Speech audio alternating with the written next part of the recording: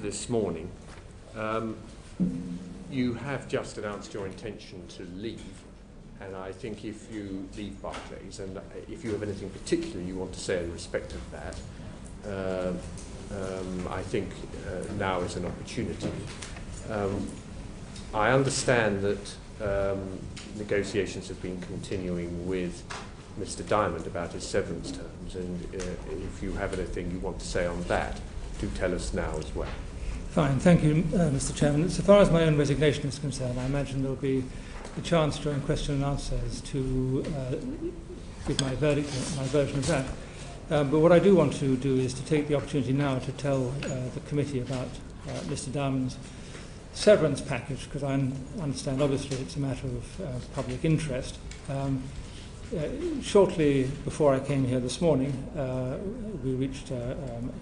received a notice of what is about to happen, and I thought rather than us put out a press announcement ahead of this committee, I'd rather show the respect for the committee by announcing it here this morning. So what has happened is that Bob Diamond has voluntarily decided to forego any deferred consideration, any deferred bonuses to which he otherwise would have been entitled.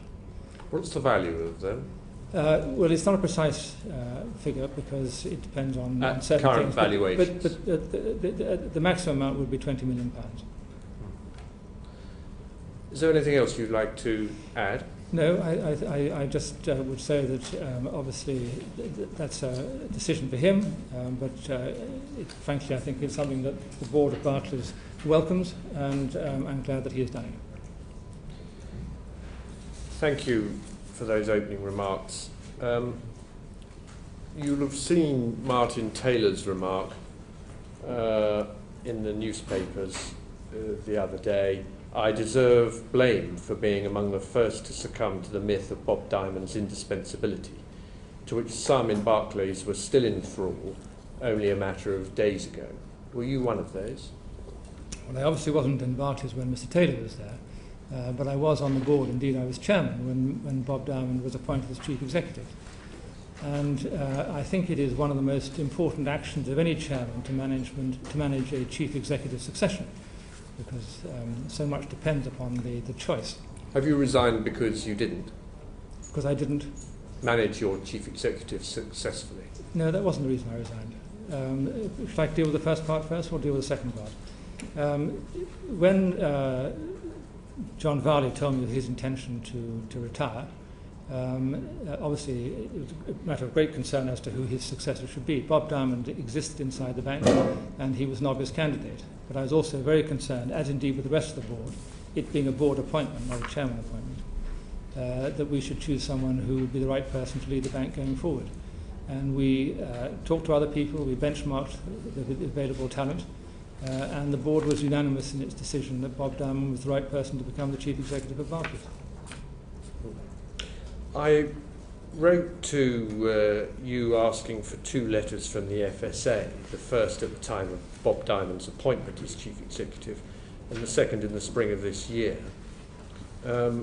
You've sent these to us as we requested, but you've redacted them without first consulting us. I'd like to bring Michael Fallon in on these redactions. Thank you, Chairman, and I again remind the committee of my registered interest as a non-executive director of Tulloch Prebon, the broker. What's the purpose of these redactions? The purpose of the redactions is because the items which have been redacted are commercially sensitive and, in our view, and that of the FSA, not relevant to this inquiry. Right. But they're entirely commercial, they're not simply legally sensitive. No, they're commercially sensitive. They refer to commercial operations or bids or... They're commercially sensitive. Matters of that kind? Yeah. Okay. Should we have to confirm... Mr. Fallon, we did discuss them with the FSA and they were in agreement that the redactions were appropriate. But you were asked to discuss them with me. I understand my staff did discuss it with your staff. I didn't discuss it with you, and for that I apologise. Those letters show that it's not just people in Barclays or ex-Barclays, such as Martin Taylor, who have expressed concerns. The regulators were very concerned too, weren't they? Well, there were 2 letters that you asked for. One was the letter of approval of Bob Diamond sent to me by Hector Sands, And in respect to that, he makes a number of points. Well, why don't we take the first letter first, the Yes. 2010 letter? What did you take to mean from the FSA's description of what they expect from Bob Diamond as Chief Executive, that they want a close, open and transparent relationship, and their specific expression of concern that there be an appropriate oversight of Bob Diamond's immediate subordinates, especially Del Messier? Well, there are 2 points together in that. The first point, I believe, is a statement they would have made in respect to any chief executive. So you think that's the sort of thing they put in every letter, they just lift that as some kind of cut and paste? Well, it would be surprising if they didn't make that statement to any chief executive coming in. And it's just worth reading. The FSA expects Bob Diamond to continue to develop, not keep, to continue to develop a close, open, transparent relationship with his regulators. So they come out with that line with every chief executive. But Bob Diamond, prior to being appointed as chief executive of Barclays, was the president. He wasn't the leading executive in the bank. And that was John Varley. John Varley did have a close relationship with the FSA. Bob Diamond was at one remove. So for them to expect him to develop a close relationship coming into the job, I think is exactly what I would have expected them to have said. And on Del Messier and his team, The point about that is... we require that there is appropriate clarity and oversight and responsibilities, Yes, and that independent challenge is provided by Bob Diamond in his role as Group CEO to them.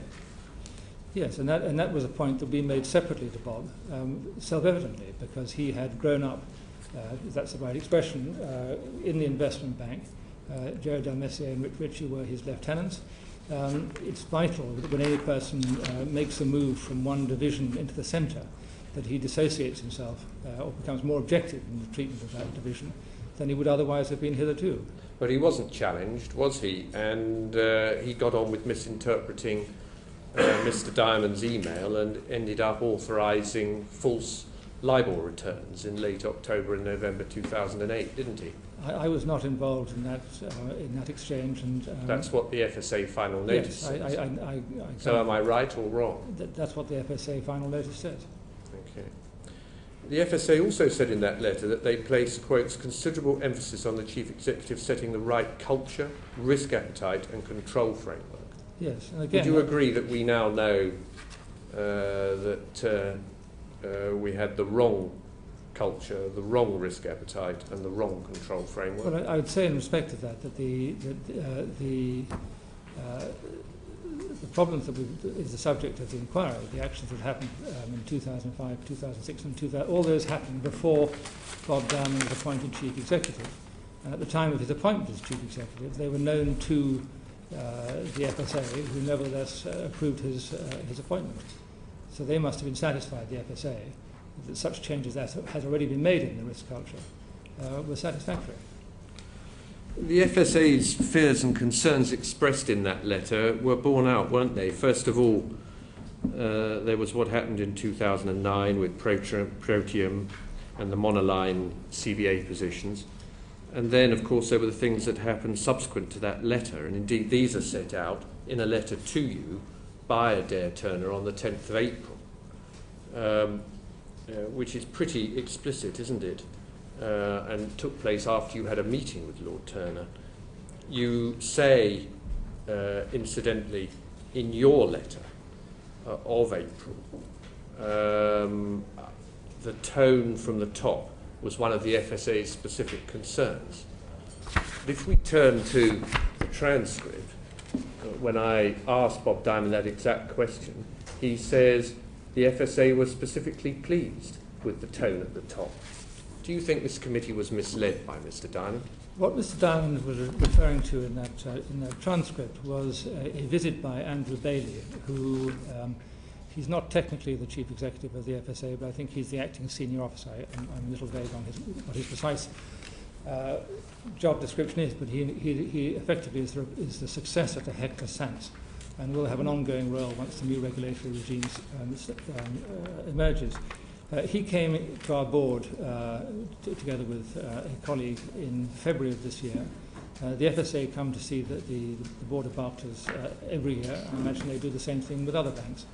And during the course of that session at Barclays Bank, he said, Andrew Bailey, we are satisfied with the tone at the top of Barclays particularly in respect of Bob Diamond and Chris Lucas.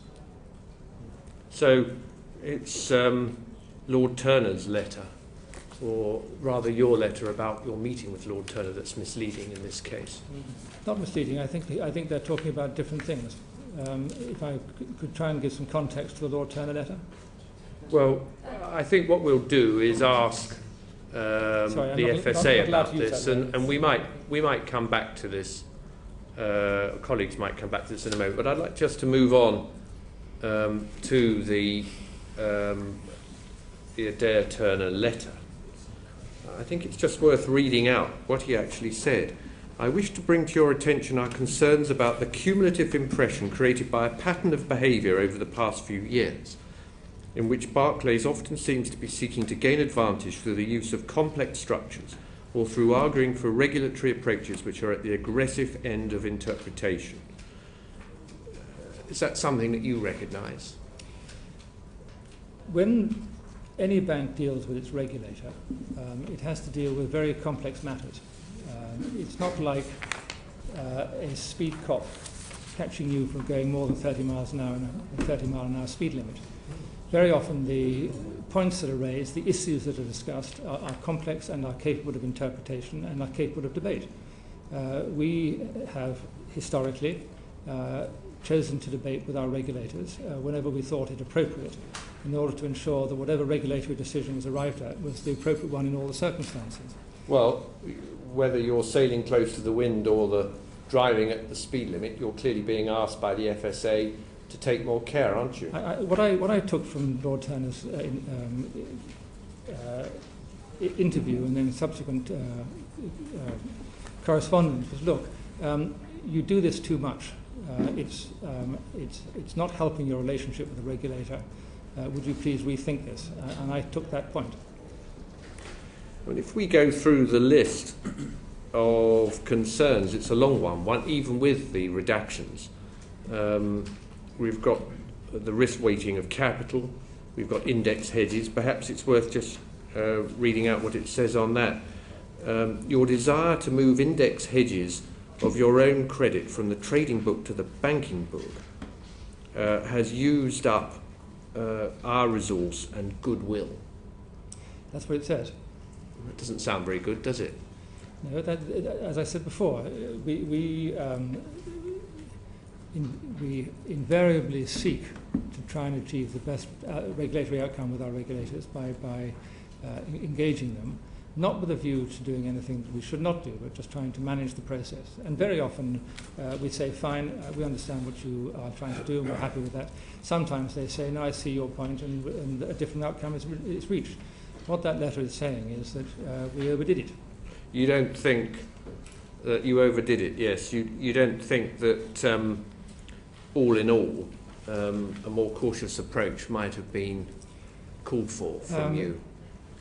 When we discussed the relationship with the FSA, particularly after the visit of Andrew Bailey, the conclusion of the board after Andrew Bailey had gone was that it served no useful purpose for us to have anything other than a positive and constructive relationship with our regulator. Doesn't look as if it was positive and constructive. Here we are on stress tests, I quote, the confusing and potentially misleading, so you were misleading regulators, misleading impression created by Barclays' initial presentation of its position under the EBA stress tests created an impression that Barclays was seeking to spin its messages in an unhelpful fashion. This was occasioned by a rather hectic period just prior to the end of last year, when there was a great deal of focus on banks' capital ratios, and in particular on Barclays' capital ratio.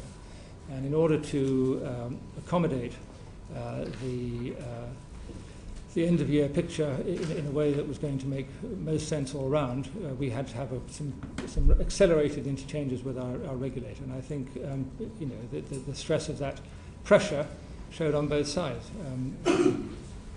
And what about the tax management issue? The net impact has clearly been unfavourable to the degree of external trust in Barclays' approach to issues such as tax, regulation and accounting.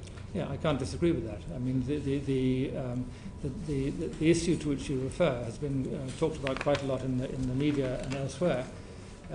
We engaged in some tax planning at that time, perfectly legal. We took external advice from a leading accounting firm, a leading law firm.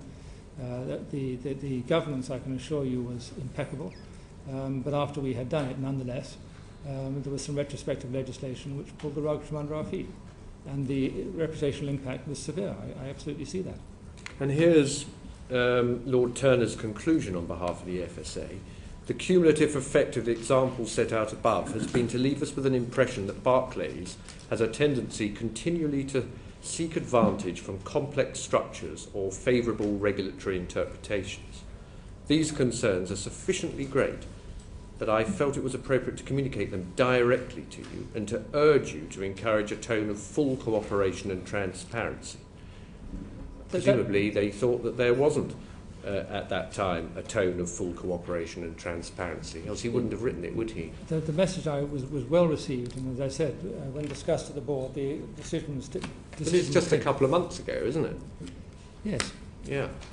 So things were in pretty desperate state with respect to your relationship with the regulator by this time. I don't accept the word desperate. How often, what word would you like?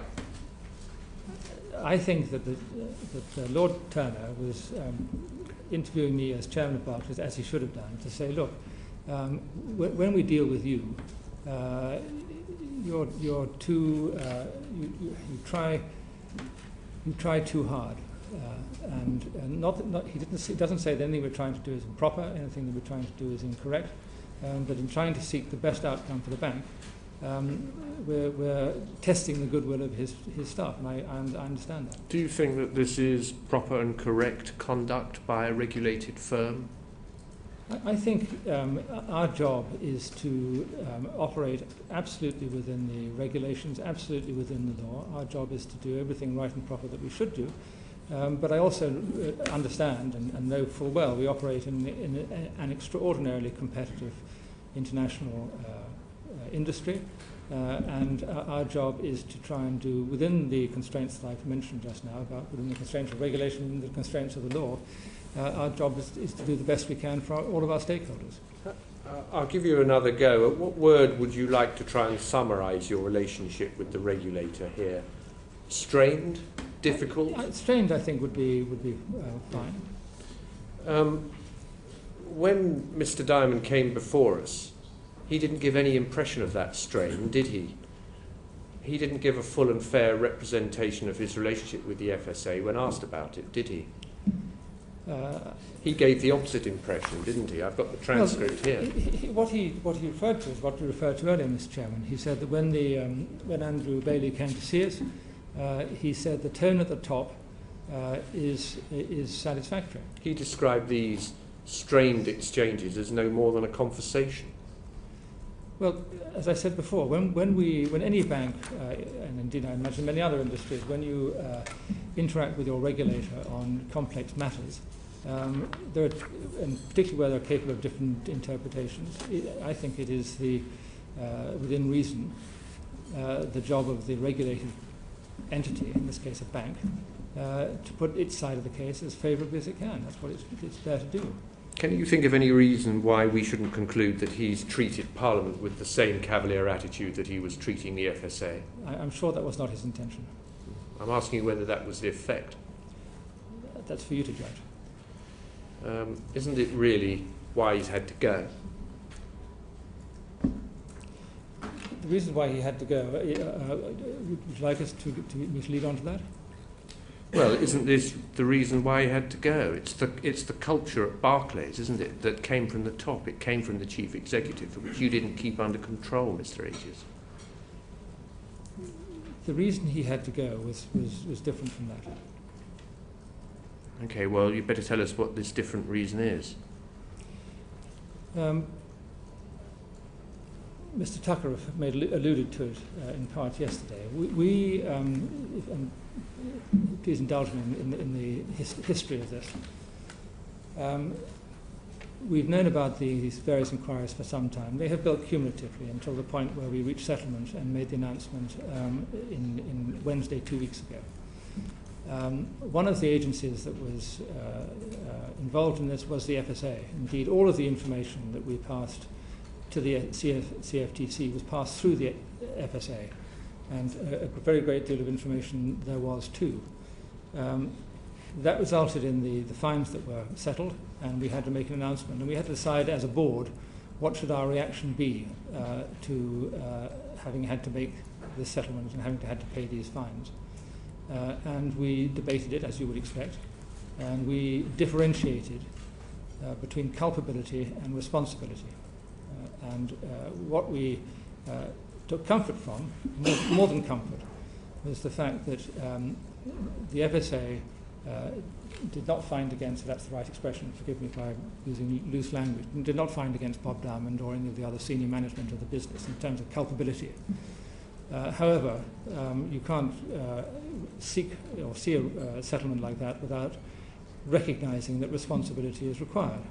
And the solution we devised was that the 4 senior executive officers who were, if you like, on the deck when these matters occurred should recognize their responsibility by foregoing their bonuses. And we hoped, obviously, that would be deemed to be proportionate in all circumstances. Evidently, we were wrong, because the public outcry afterwards was extraordinarily great. We met as a board on the Friday evening that week to take stock of where we were, and it was clear that the public clamour had been extraordinarily great, and there was great concern as to what should then follow. We took stock of how the news had been received, not just in the political world, not just in the media world, but amongst our customers, amongst our employers, amongst our shareholders. And the message we received in strong terms from the market was that the one outcome that the shareholders did not want to see was the removal of Bob Diamond. That was the outcome they did not want to see, because they believed in him as a very effective chief executive.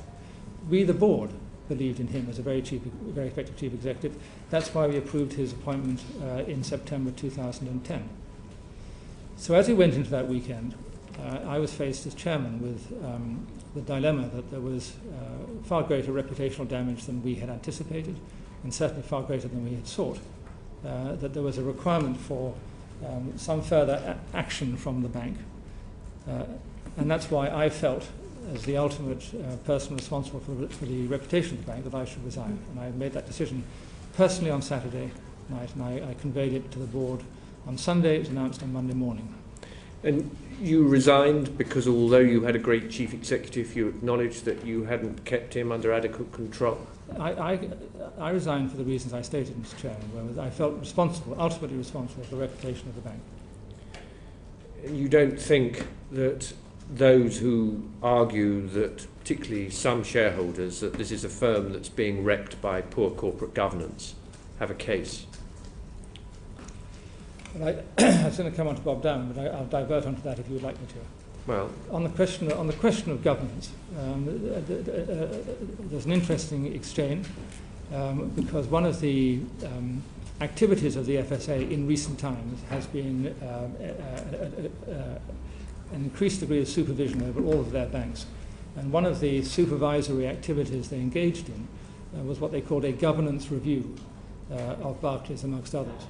And we received a letter from the relevant official at the FSA saying that they had examined the governance at Barclays and had found it satisfactory. And I would go further. And if I can breach a confidence, on the way to the lift to show the official down, she said, I normally rather fear these interviews with banks because I never have good news to give. I was happy with yours because I did have good news as far as the governance of Barclays as we see it. In fact, I would rank you best in class. okay. This is from the FSA. Well, I dread to think what's going to happen when we get the reports from the regulators on all the rest of the LIBOR cases, but there we are. John Mann. Mr. Agius, so have you received professional assistance in preparing for today's hearing? I've had a team of people at Barclays who've told me what questions I might expect, yes. I just wondered, because you were quoting exactly the same phrases Mr. Diamond had used, identically. You're in charge of the bank. Did your bank this morning brief journalists before 8 o'clock that you were going to be making your announcement on remuneration of this committee? I hope not. I'm asking, did they or didn't they? I have no knowledge of that. You've no knowledge? No knowledge of that, and I would be upset if that was the case. You'd be upset if that was? Yes. You'd be upset if that was the case, but you Yes. don't know whether your bank did? I've been here and I've been elsewhere this morning. It's just you're in charge, that's all. The letter of the 10th of April, which you're seeking to play down. No, I'm not seeking to play down. It was a serious letter. The board meeting of the 9th of February, some disagreement about what was said. Could we have a transcript of the section of the board meeting where Mr. Bailey was in attendance, so we can make our own Yes, judgment? we don't produce transcripts, but you can certainly have a copy of the minutes, the relevant section of the minutes. Well, you'll have recorded the meeting. So can we have a copy of the recording of that section of the meeting? Mr. Brown, we don't make a transcript verbatim. We take minutes. No, but you'll have recorded the meeting. So can we have a recording of that section, the section relating to Mr. Bailey and what was said? There was no recording. We do not take recordings of our board meetings. That's convenient. But I'm sorry, I am happy to let you see a copy of the minutes, and the minutes do include reference specifically to the point I just made about the comment by Mr. Bailey as to the tone from the top, specifically said by Mr. Diamond and Mr. Lucas. This letter from Lord Turner, where he, and I'll reread out what was said. I wish to bring to your attention our concerns about the cumulative impression created by the pattern of behaviour over the last few years, in which Barclays often seems to be seeking to gain advantage through the use of complex structures or through arguing for regulatory approaches which are at the aggressive end of interpretation of the relevant rules and regulations. Mr. Diamond described this in his evidence to us as, we took this as, quote, this is the annual review from the FSA. So is that what the FSA said to you every year? No, you're confusing the two things. The annual review was the visit to the board in February by Mr. Bailey. The letter from Mr. Turner was separate. Yeah, well, no, the letter then goes on to say Andrew Bailey also expressed these concerns at your board meeting. So I'm not confusing anything.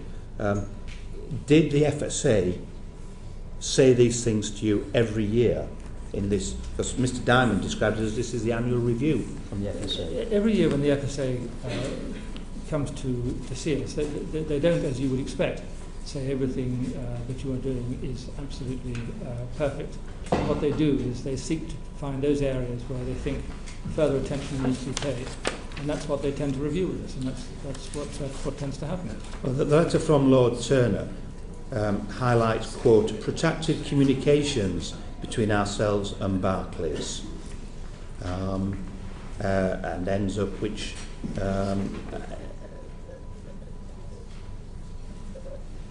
our team felt that Barclays continued to argue for capital optimisation in a way which inefficiently used up our resource and goodwill.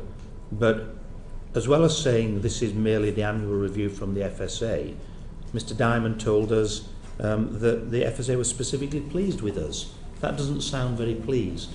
Well, again, I think I assume what he was referring to by saying that they were pleased with us was in respect to this turn from the top. The comment that was specifically made by Mr. Bailey at the board meeting which he attended. No, well, that's in relation to precisely the question I just put to you, put to Mr. Diamond by our chairman. I'm sorry. Precisely the question I put to you is the question our chairman put to Mr. Diamond. Which was? And Mr. Diamond says they were specifically pleased. I repeat, I think what he was referring to there was the comment by Mr. Bailey as to turn at the top. Well, no, he's answering about I'm sorry, the annual review. I don't have the... Is answering from the annual review of the FSA. Let me the stress tests, etc. What Mr. Diamond says is, I don't remember anything.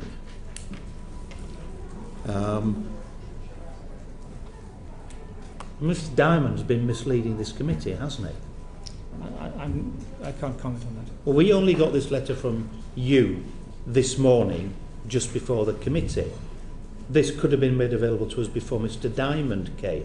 The letter from Lord Turner is unambiguous.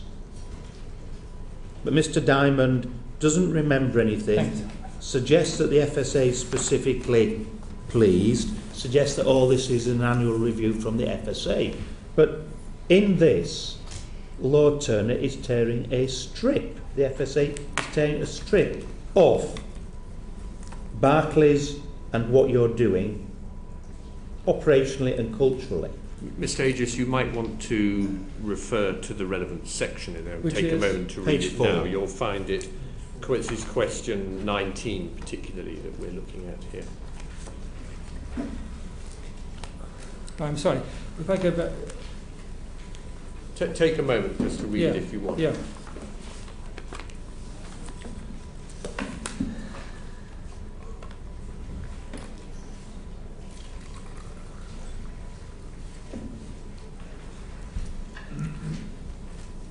It goes back, the genesis of this exchange, it seems to me, is in question 17, where there was an assertion that the FSA had at some stage said they no longer have confidence in the senior executive management team, and Bob Diamond was pushing back against that.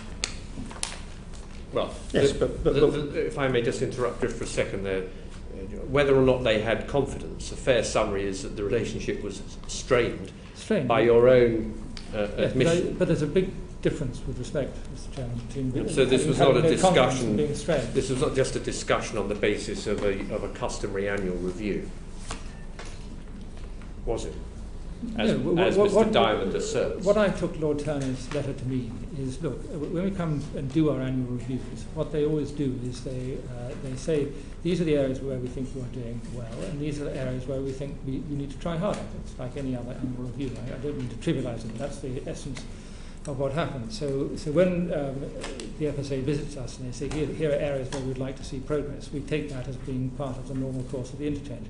Lord Turner's letter was exceptional because he was trying to make a separate point, which was that in our interactions with the FSA, because we have always tended to try and make sure that we are not given regulatory judgments which we think are less than appropriate, and because therefore we tend to argue the toss, if I can put it that way, that the extent to which we have done that, and again I'm not intending to trivialise anything by the use of my language, the extent to which we have done that was causing a problem for the FSA, and he should bring that to my attention, and he did, and I responded to it. But it's not exceptional. He says protracted communication. But let's look at question 20. Isn't it true that there were challenges from them about your stress tests, your accounting practices, and the handling of the Proteum deal? Of course, we have subsequently had the debt buyback scheme, the interest rate swaps problem, and of course now LIBOR. Isn't this all part of a pattern? Well, again, I think there's a... Now we have this letter. No, we have this letter on these matters from Lord Turner. What is? Perhaps you could quote what the response from Bob Diamond to this committee is on the chairman's question on this. Bob Diamond knows about this letter because he's there in charge, and this letter arrives. So I can. Can you quote from what Mr. Diamond says? I can. You would like me to? Yes, please. What Mr. Diamond is recorded as having said, I don't remember anything. I didn't brief before this on the February meeting, so I don't mean to skip over anything if I am, and more. Yeah. So I don't remember anything. And yet we have this letter, which is the most extraordinary letter on the most serious of issues to your bank, at the time Mr. Diamond in charge, and he has, hasn't he, calculatedly and deliberately misled this parliamentary committee. It cannot be possible, can it, that Mr. Diamond wasn't aware of this letter and had forgotten about it? I cannot speak to Mr. Diamond's testimony. Well, you remember the letter very well, don't you? Yes, I do. And it made an impact on you. It did. And you presumably had conversations with the chief executive about it, didn't you? We discussed it at the board. And lengthy conversations, I expect. We Give gave us an a feel appropriate- for how lengthy was lengthy. Roughly. Half an hour, 20 minutes? 20 minutes to half an hour. And did the chief executive say anything? I don't recall. Okay, but we're going to have the minutes. You certainly remember all this pretty vividly. The chief executive doesn't seem to be able to remember any of it. I can't speak to his testimony. Okay, and this has got nothing to do with why he's gone. This pattern of behaviour. No. Okay. One other area of question, and that is, just to clarify, Mr. Diamond, you're informing us, is going to be leaving with a package worth 20 million. Is that what you said? He's not going to be leaving with a package. He is not going to be leaving with a package of 20 million. So how much is the package worth? The package, which might have been worth £20 million, he has voluntarily surrendered. So no package at all. No, he will get the rest of his salary, but that's it. And is that a unanimous view of your remuneration committee? So that was his decision.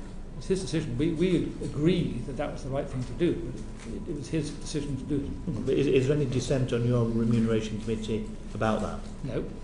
Any Or argument? nor on the board. Any argument between you and the chair of the remuneration committee on this issue? No. None whatsoever. No. Can I just say, we didn't feel we had much clarity or openness from Mr. Diamond, but what the answers you're giving us today, whether or not we agree with them, have been direct and frank, and we appreciate that. And it's extremely valuable to our inquiry. Mr. McFadden. Mr. Agius, can I take you back to the letter? Agius, please. Agius, sorry. Can I take you back to the letter of 2010 at the time of Bob Diamond's appointment? Yes. Which is a letter from Hector Sands to Yes. you as the chairman. He mentions several points. He says it has already been identified that this will require, that is the appointment, an increased level of engagement from Bob Diamond. And we have made our expectations known to him. He goes on to say, we place considerable emphasis on the CEO setting the right culture, risk appetite and control framework across the entire organisation. And he concludes by saying, we will look to be satisfied that there is the required focus on the retail banking business and consumer outcomes, and that that's maintained by him. Yes. In the transcript from Mr. Diamond's testimony to us last week, the chairman asked him about this, and he says, it's true, isn't it, that the FSA were concerned about your appointment as chief executive. They sought assurances from the board. Is that not correct? Mr. Diamond's reply is, that's the first I've ever heard there was any question about my appointment as chief executive. He goes on to say, I knew nothing about it at the time I was appointed. Correct, I don't know, the present, anything about it. Did you ever discuss any of the things raised in the Hector Sands letter with Mr. Diamond? If I can talk to that, I would like to. When, as I said before, conducting the search for a chief executive is one of the most important things a chairman can do. You need to get it right, and you need to get it right in every respect. So as the process was nearing its conclusion, I thought it prudent to go and have a conversation face-to-face with Hector Sands, just to make sure that there was going to be no difficulty with the FSA. I called on Hector Sands and I said, in effect, it's looking as if we are going to conclude that Bob Diamond is the person we should appoint as chief executive. I assume that's not going to cause you any difficulty. His response was, not only is that not going to cause me any difficulty, I can tell you now that if it were, I wouldn't be happy with him where he is now in his present role. So, of these 3 or 4 specific points in the Hector Sands letter, you never, as chairman of the company, relate any of them to the chief executive? What I said to, what I would have said to Bob Diamond is, having not received that letter, and as I said in earlier exchanges, I believe that At least two of the comments are generic and will be made of any chief executive. Two of them are specific to Bob, namely, you need to distance yourself from your former colleagues, which is an absolutely right thing to say. And secondly, you need to improve your knowledge of the side of the bank that you don't know so much about. Absolutely right. I would have relayed those to him. This is quite simple, really. Did you relay these concerns to him? I would have relayed those things to him. So why does he tell us, I knew nothing about it at the time I was appointed, I don't know anything about it? I can't speak to his testimony. Do you accept that these two, what you've just told us and what he told us, are hard to reconcile? I can't speak to his testimony. Well, you could offer a view on that. I could offer a view on that, but the challenge was that the FSA had problems with his appointment. And as I said from my earlier exchange with the head of defence, they had anything but. But it's your job as chairman to reflect the concerns of the FSA to the prospective appointee, is it not? Yeah, I would challenge the word concerns. But that letter raises 4 issues, and they're called issues. The word concern, I don't believe, appears. I'm not being pedantic, but there's a difference between it. These are issues which I would like to raise with you. Concern means I'm worried. Did you reflect any of this to him or not? Yes, I did. You did? Yes, I did. But he's told us he knew nothing about it, and he still doesn't know I've anything about attempted to interpret that. 2 years, You're asking me to on. speak to his testimony. No. I think it's difficult. Let me ask you about this issue of tone at the top.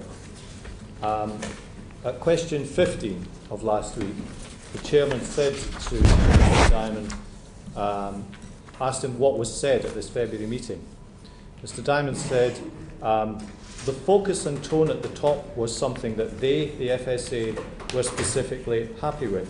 Yet we have a letter in front of us from you to Lord Turner, dated the 18th of April of this year, which says, it was clear that the tone from the top is one of the FSA's concerns. So we have a diametrically opposed opinion expressed by your chief executive last week compared to what you said in your letter, where you acknowledge that the tone from the top is, and I'm quoting, one of the FSA's concerns in April. How do you explain that? I can only repeat what the board was told by Andrew Bailey when he came to see us. Which was? Could you speak Sorry, up? I will certainly speak up. I was going to repeat what I heard, and the rest of the board heard, from Andrew Bailey when he came to attend our meeting, that he was pleased with the tone at the top, particularly insofar as it reflected the actions of the chief executive and the chief financial officer. But what he also said, which I think comes out in that letter, is in the day-to-day interactions, sometimes the interactions are a bit too... I'm sorry, this just doesn't tally. It says here, and I'm quoting you here, this is your letter, it says, it was clear that the tone from the top is one of the FSA's concerns. That's you saying this to Lord Turner a couple of months ago. That's in response to his letter to me. Yes. But you're saying the tone from the top in your letter is one of their concerns, and you're telling us now it wasn't. I'm telling you what Andrew Bailey told me. Well, why does your letter say that the tone from the top is one of the FSA's concerns? Because that is a different exchange from the visit to the board, and it was as a result, I mentioned, of my interview with Lord Turner and his subsequent letter that led me to write what I wrote. But either the tone from the top is a concern of the FSA or it isn't. So which is it?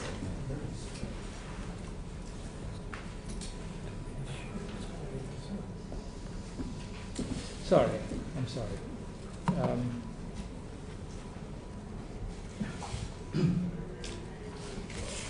What my letter says, the board and I took note of Andrew Bailey's comments in our February meeting, and while he specifically excluded Bob Diamond and Chris Lucas from his comments, it's clear that tone from the top is one of the FSA's concerns. So it should be. So it should be. Exactly. But you keep saying the tone from the top wasn't one of their concerns. No, I said what he said was in respect of Bob Diamond and Chris Lucas was that he was satisfied, but that getting the tone from the top right is a continuing source of concern. I think that was a forward-looking statement. Let me just ask you one final thing. You, as the Sorry, chairman... if I could just pick you up on that. I'm sorry, Mr. you're just saying you think it's a forward-looking statement. Yes. I mean, So this is a concern about what might happen in the future, but isn't yet a concern now. To ensure that going forward, the tone at the top is as it should be. I see. Okay. Well, it's an interpretation. I have put it no stronger than that. Mr. McFadden? Do you accept that these different views of both the letter at the time of Mr. Diamond's appointment and this question of what you were told in February makes it difficult for us to trust what we're hearing from the bank? I'm sorry, say it again? Do you accept that the different accounts that Mr. Diamond has given us compared to the letter at the time of his appointment and the different account we've had of the February board meeting where the FSA expressed I think that would its be making a leap too far. place a question mark over what we're hearing from the bank? No, I think that's a leap too far. Well, let me ask you a final thing. You as the chairman are responsible for the culture of the bank. You began your statement today with a piece of information about Mr. Diamond foregoing his payoff. I just want to get to the bottom of what Mr. Mann asked you. What does that, in money terms, mean that he will be left with? You've said he's going to forego 20 million. What will he walk away with? Well, the remainder of his annual salary, about £1.35 million. He'll walk away with 1.35 million. Well, or half of it. Remuneration has been extremely controversial in banks in general and Barclays in particular in recent years. You presided over one of the largest shareholder votes in corporate history, with almost a third of the shareholders voting against the remuneration report in the bonus that was awarded to Mr. Diamond in the last round. It's been reported that Ms. Carnworth, the chair of the Remuneration Committee, opposed the payment of Mr. Diamond's £2.7 million bonus, but that you overruled her. Is that true? I did not overrule her. Did you disagree with her on the bonus? Whenever we have discussions around the board, the expectation that everybody starts with and ends with exactly the same position would be rather curious. I take pride in the fact that in our board, colleagues are encouraged to express their views and encouraged to explain why they hold that point of view, to encourage proper debate. That's one of the reasons why I believe we got a good chit from the FSA about the quality of our governance, is because we do have that challenge. But at the end of the day, what we seek to do, and what we invariably do under my chairmanship, is to reach a common position to which we all adhere. Isn't it the case that she took the heat for this bonus, but you'd actually overruled her in forcing it to I be did not paid? overrule her. I did not overrule her. Categorically, I did not overrule her. Simon Walker, the Director General of the Institute of Directors, has stated, and I'm quoting now, "At the moment, Barclays is paying 3 times more in bonuses to top executives as it pays in total dividends to all shareholders, which is basically the pensioners of this country." What do you think that says about the culture that you've presided over at Barclays? I don't think it's a matter of culture, with respect. I think it is a question of trying to manage an extraordinarily difficult situation. We came into first of all, it is almost impossible to overstate the shock to the financial services industry, and indeed many other industries. It's a different question from the balance of payment. I will come to it. Banks and many other industries went into the financial crisis with a level of pay which was competitive as between the various different companies that operate in that sector. As the situation has come off, we have tried very hard to manage compensation down. We've tried very hard to achieve a far better balance as between the shareholders and between the employees. But there's a natural limit to how far we can go. If we reduce the payment of our people too fast, they leave. Unattractive, but they leave. If we don't do it fast enough, our shareholders vote us out. We have to somehow strike that balance. And I do believe that the people who are best placed to make that judgment are the people sitting on the remuneration committee. So give us the figures. In the last couple of years, what's happened? How much has your share price reduced, and how much is executive pay I was talking about dividends as compared to compensation. So do you feel that you've presided over an adequate balance between rewards for top executives and rewards for the people that have invested in your bank? I believe that we have done as much as we could in the circumstance. I think we have a long way to go. I'm completely sympathetic to the shareholders. They have had a rough deal in recent times. I couldn't agree with you more. But at the same time, the solution that everyone seems to put to people like me, why don't you just pay people less, it's simplistic. It's simplistic. If we could do that, we would think about it very carefully. What we have to do is to manage the balance. It's what the chair of your remuneration committee wanted to do when she opposed the £2.7 million bonus for the chief executive, isn't it?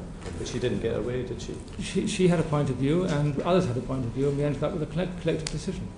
We may have to come back to this in a moment. It's a very difficult area, Mr. McFadden. John Mann has a very quick question, and then David Ruff. Yeah, Mr. Agius, you just said to the chairman that tone from the top is future-looking. But actually what your letter, 18th April, says is, the board and I took note of Andrew Bailey's comments in our February meeting. While he specifically excluded Bob Diamond and Chris Lucas from his comments, it was clear that the tone from the top is one of the FSA's concerns. Yes, it was clear at the meeting that the tone from the top is a concern going forward. You're dancing on the pin of a head, Mr. Agius. Well, you're obliging me to. David Ruff. Mr. Agius, for the benefit of the committee and everyone watching, can you give us in a sentence the reason why Bob Diamond went? He went because it became clear that he had lost the support of his regulators. And can you tell us in a sentence why you resigned? I resigned because I felt responsible as the ultimate keeper of the bank's reputation that a further action was taken. Yeah. And that at that point, the alternative of seeking the resignation of Bob Diamond was something that our shareholders did not want to see. And we believed at that time that Bob Diamond continued to have the support of his regulators. Can we go back to this damning letter of the 10th of April? And far from it being an issue about going forward with the words you've introduced, what Lord Turner says to you on the 10th of April in this letter is, I wish to bring to your attention our concerns about the cumulative impression created by a pattern of behaviour over the last few years. When did you become chairman? 2007. So he's referring to the last few years, and that would include your tenure going all the way back to 2007. Now, we've had examples here read out already from this letter, but let me just remind everyone of the Crotian deal. Lord Turner talks about a convoluted attempt to portray a favourable accounting result. In relation to the monoline CVA positions, it said Barclays choosing valuations clearly at the aggressive end of an acceptable spectrum. Then we get on to the reference about Barclays was not fully transparent with us about the risk-weighting asset impacts of a proposed extension of model approaches. Then he goes on in relation to the protracted conversations when you wanted to move index hedges of own credit from trading book to the banking book. Even though you didn't get it resolved in your favour, you continue to argue for capital optimisation. Then, in relation to the EBA stress tests, they call Barclays' activity the confusing and potentially misleading impression created by Barclays' initial presentation of its position under the EBA stress tests. And finally, for good measure, he talks about your tax strategy. And he says, Lord Turner, the net impact has clearly been unfavourable to the degree of external trust in Barclays' approach to issues such as tax regulation and accounting. Now, this happened on your watch, all these things, is that correct? Correct. Have you ever received in your professional career in the city as damning a letter as that of any organisation you've either chaired or had a position of authority in? This letter... No, have you had a letter as damning as this in your professional career? I don't wish to be pedantic, but I don't regard this as damning. I regard this as a firm letter. The things, from our regulator. the things I read out at length for a particular reason.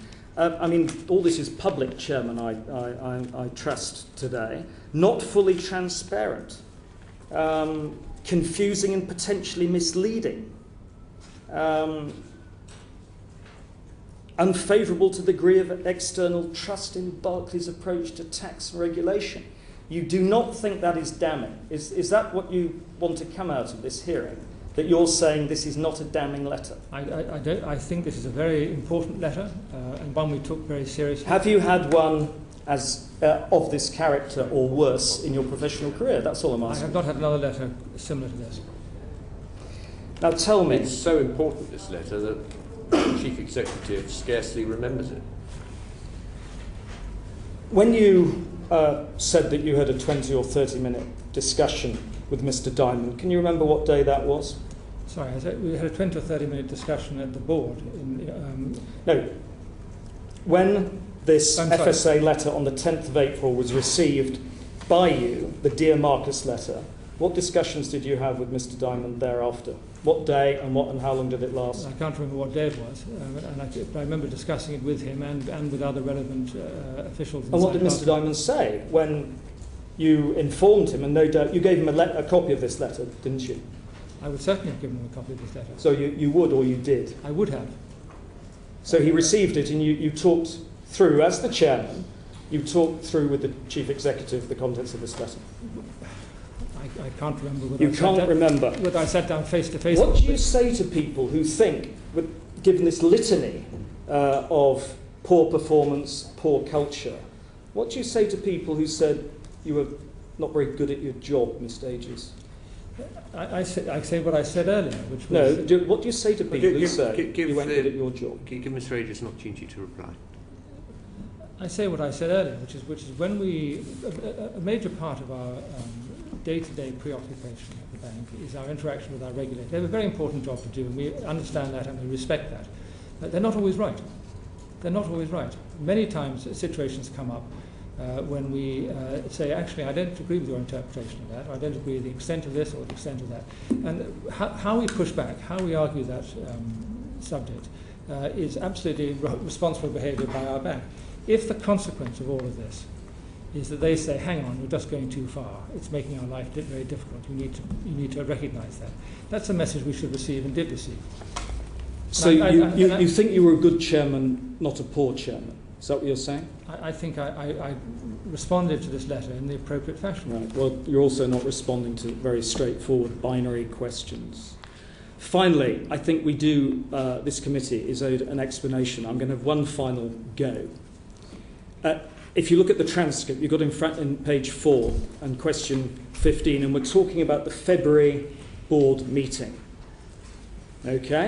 And Mr. Diamond says of the contents of that meeting when the FSA attended the board, the context of the discussion, when it got to controls, which I think is what you're asking about, I should call it the control environment, was that the focus and the tone at the top was something that they were specifically happy with. Can you hold that in your mind for a minute, Mr. Agius? And then, can you look at your letter of the 18th of April, where of the February meeting, so we're talking about the same thing, would you agree with that? You say, while he, that's Mr. Bailey of the FSA, while he specifically excluded Bob Diamond and Chris Lucas from his comments, it was clear that tone from the top is one of the FSA's concerns. Now, on the basis of that, would you say that Mr. Diamond lied to this committee? I can't comment to Mr. Diamond's... Would you say, given those two statements, which contradict one another in words of pretty much one syllable, and we don't want to talk about future tenses or going forward, which is what you tried to introduce before, laughably, I think, those are two sets of statements on the record, and one of them is untruthful. I ask you again, did Mr. Diamond lie to the Treasury Select Committee? I'm not going to speak to Mr. Diamond's testimony. So you're not defending him? I'm not going to speak to his testimony. Do you think those two statements can be finally, do you think those two statements can be reconciled? I think they, in the way that I described before, about taking the reference in my letter to talk about the importance of tone at the top being a matter of something of continuing. Okay. My final question.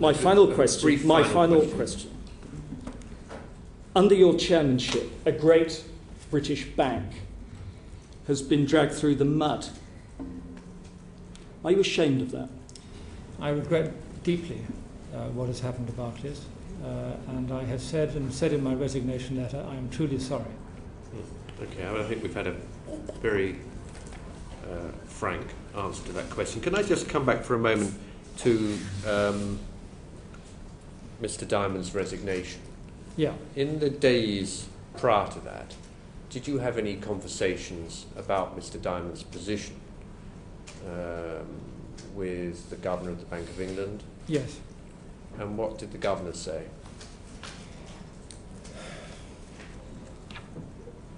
When I had made my decision on Saturday night to resign, I felt it polite and appropriate to make sure the Bank of England and the Treasury and the FSA were aware ahead of the announcement. So I tried to speak myself to Lord Turner on Sunday, but failed. Messages were put out to both the Chancellor's office and to the Governor of the Bank of England. On Monday morning, I received a notification that the Chancellor wished to see me and Sir Michael Rake in the evening. Sir Michael Rake was until Sunday night the Senior Independent Director of the bank, and upon my resignation had been appointed as Deputy Chairman. You said the Chancellor there. I'm so sorry, I meant the Governor. Mm-hmm. Okay. Sorry, that Just was trying to clarify. Yeah, no, that was a complete misstatement, I'm sorry. That the Governor of the Bank of England wished to see us at 6 o'clock, and we went to see him, and we had a conversation, the two of us, with him, in which it was made very plain to us that Bob Diamond no longer enjoyed the support of his regulators. He no longer enjoyed the support of his regulators. And the Governor was very careful to say that he has no power to direct us, but he felt that this was sufficiently important, as indeed it was, for us to be told in absolute terms what the situation was. And in consequence, once we had received this statement, which, as you can imagine, was a shock to us, because only 2 working days beforehand we had released the announcement following the settlement with the 3 agencies, one of whom was the FSA, and where the FSA had said nothing about the suitability or the unsuitability of Bob Diamond as Chief Executive, or indeed any of the other senior executives. We went from Wednesday, when Bob Diamond had the support of the regulators, to Monday night, when we were told in no uncertain terms that he did not have the support of the regulators. what had happened between the Wednesday and the following weekend? Because well, clearly what had happened was that the public outcry had been far greater than we had thought. My own resignation, which I had sought to offer in order to alleviate some of the pressure, was inadequate, and clearly the regulators decided more was necessary. And then you had a conversation with Mr. Diamond? No. I had a conversation with my board. Okay. And then after you'd had a conversation with your conversation board? with my board, who were not in a happy place, as you can imagine. This was just the non-executives or the whole board? Just the non-executives. Yes. We had a telephonic board meeting at which we discussed what had happened, and I was obviously glad that Mike Rake had been there, because it was such an important message. I wouldn't want anyone to be feared that I might have misinterpreted it, not that it was capable of being misinterpreted. But we reported to our board where it was, and we concluded that we had no choice but to call for his resignation.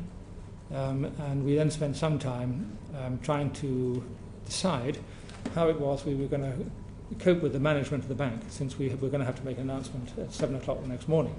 So within 12 hours of receiving this declaration, we had to put in place contingent measures. It was not an easy thing to do and not a comfortable thing to do, but we did that.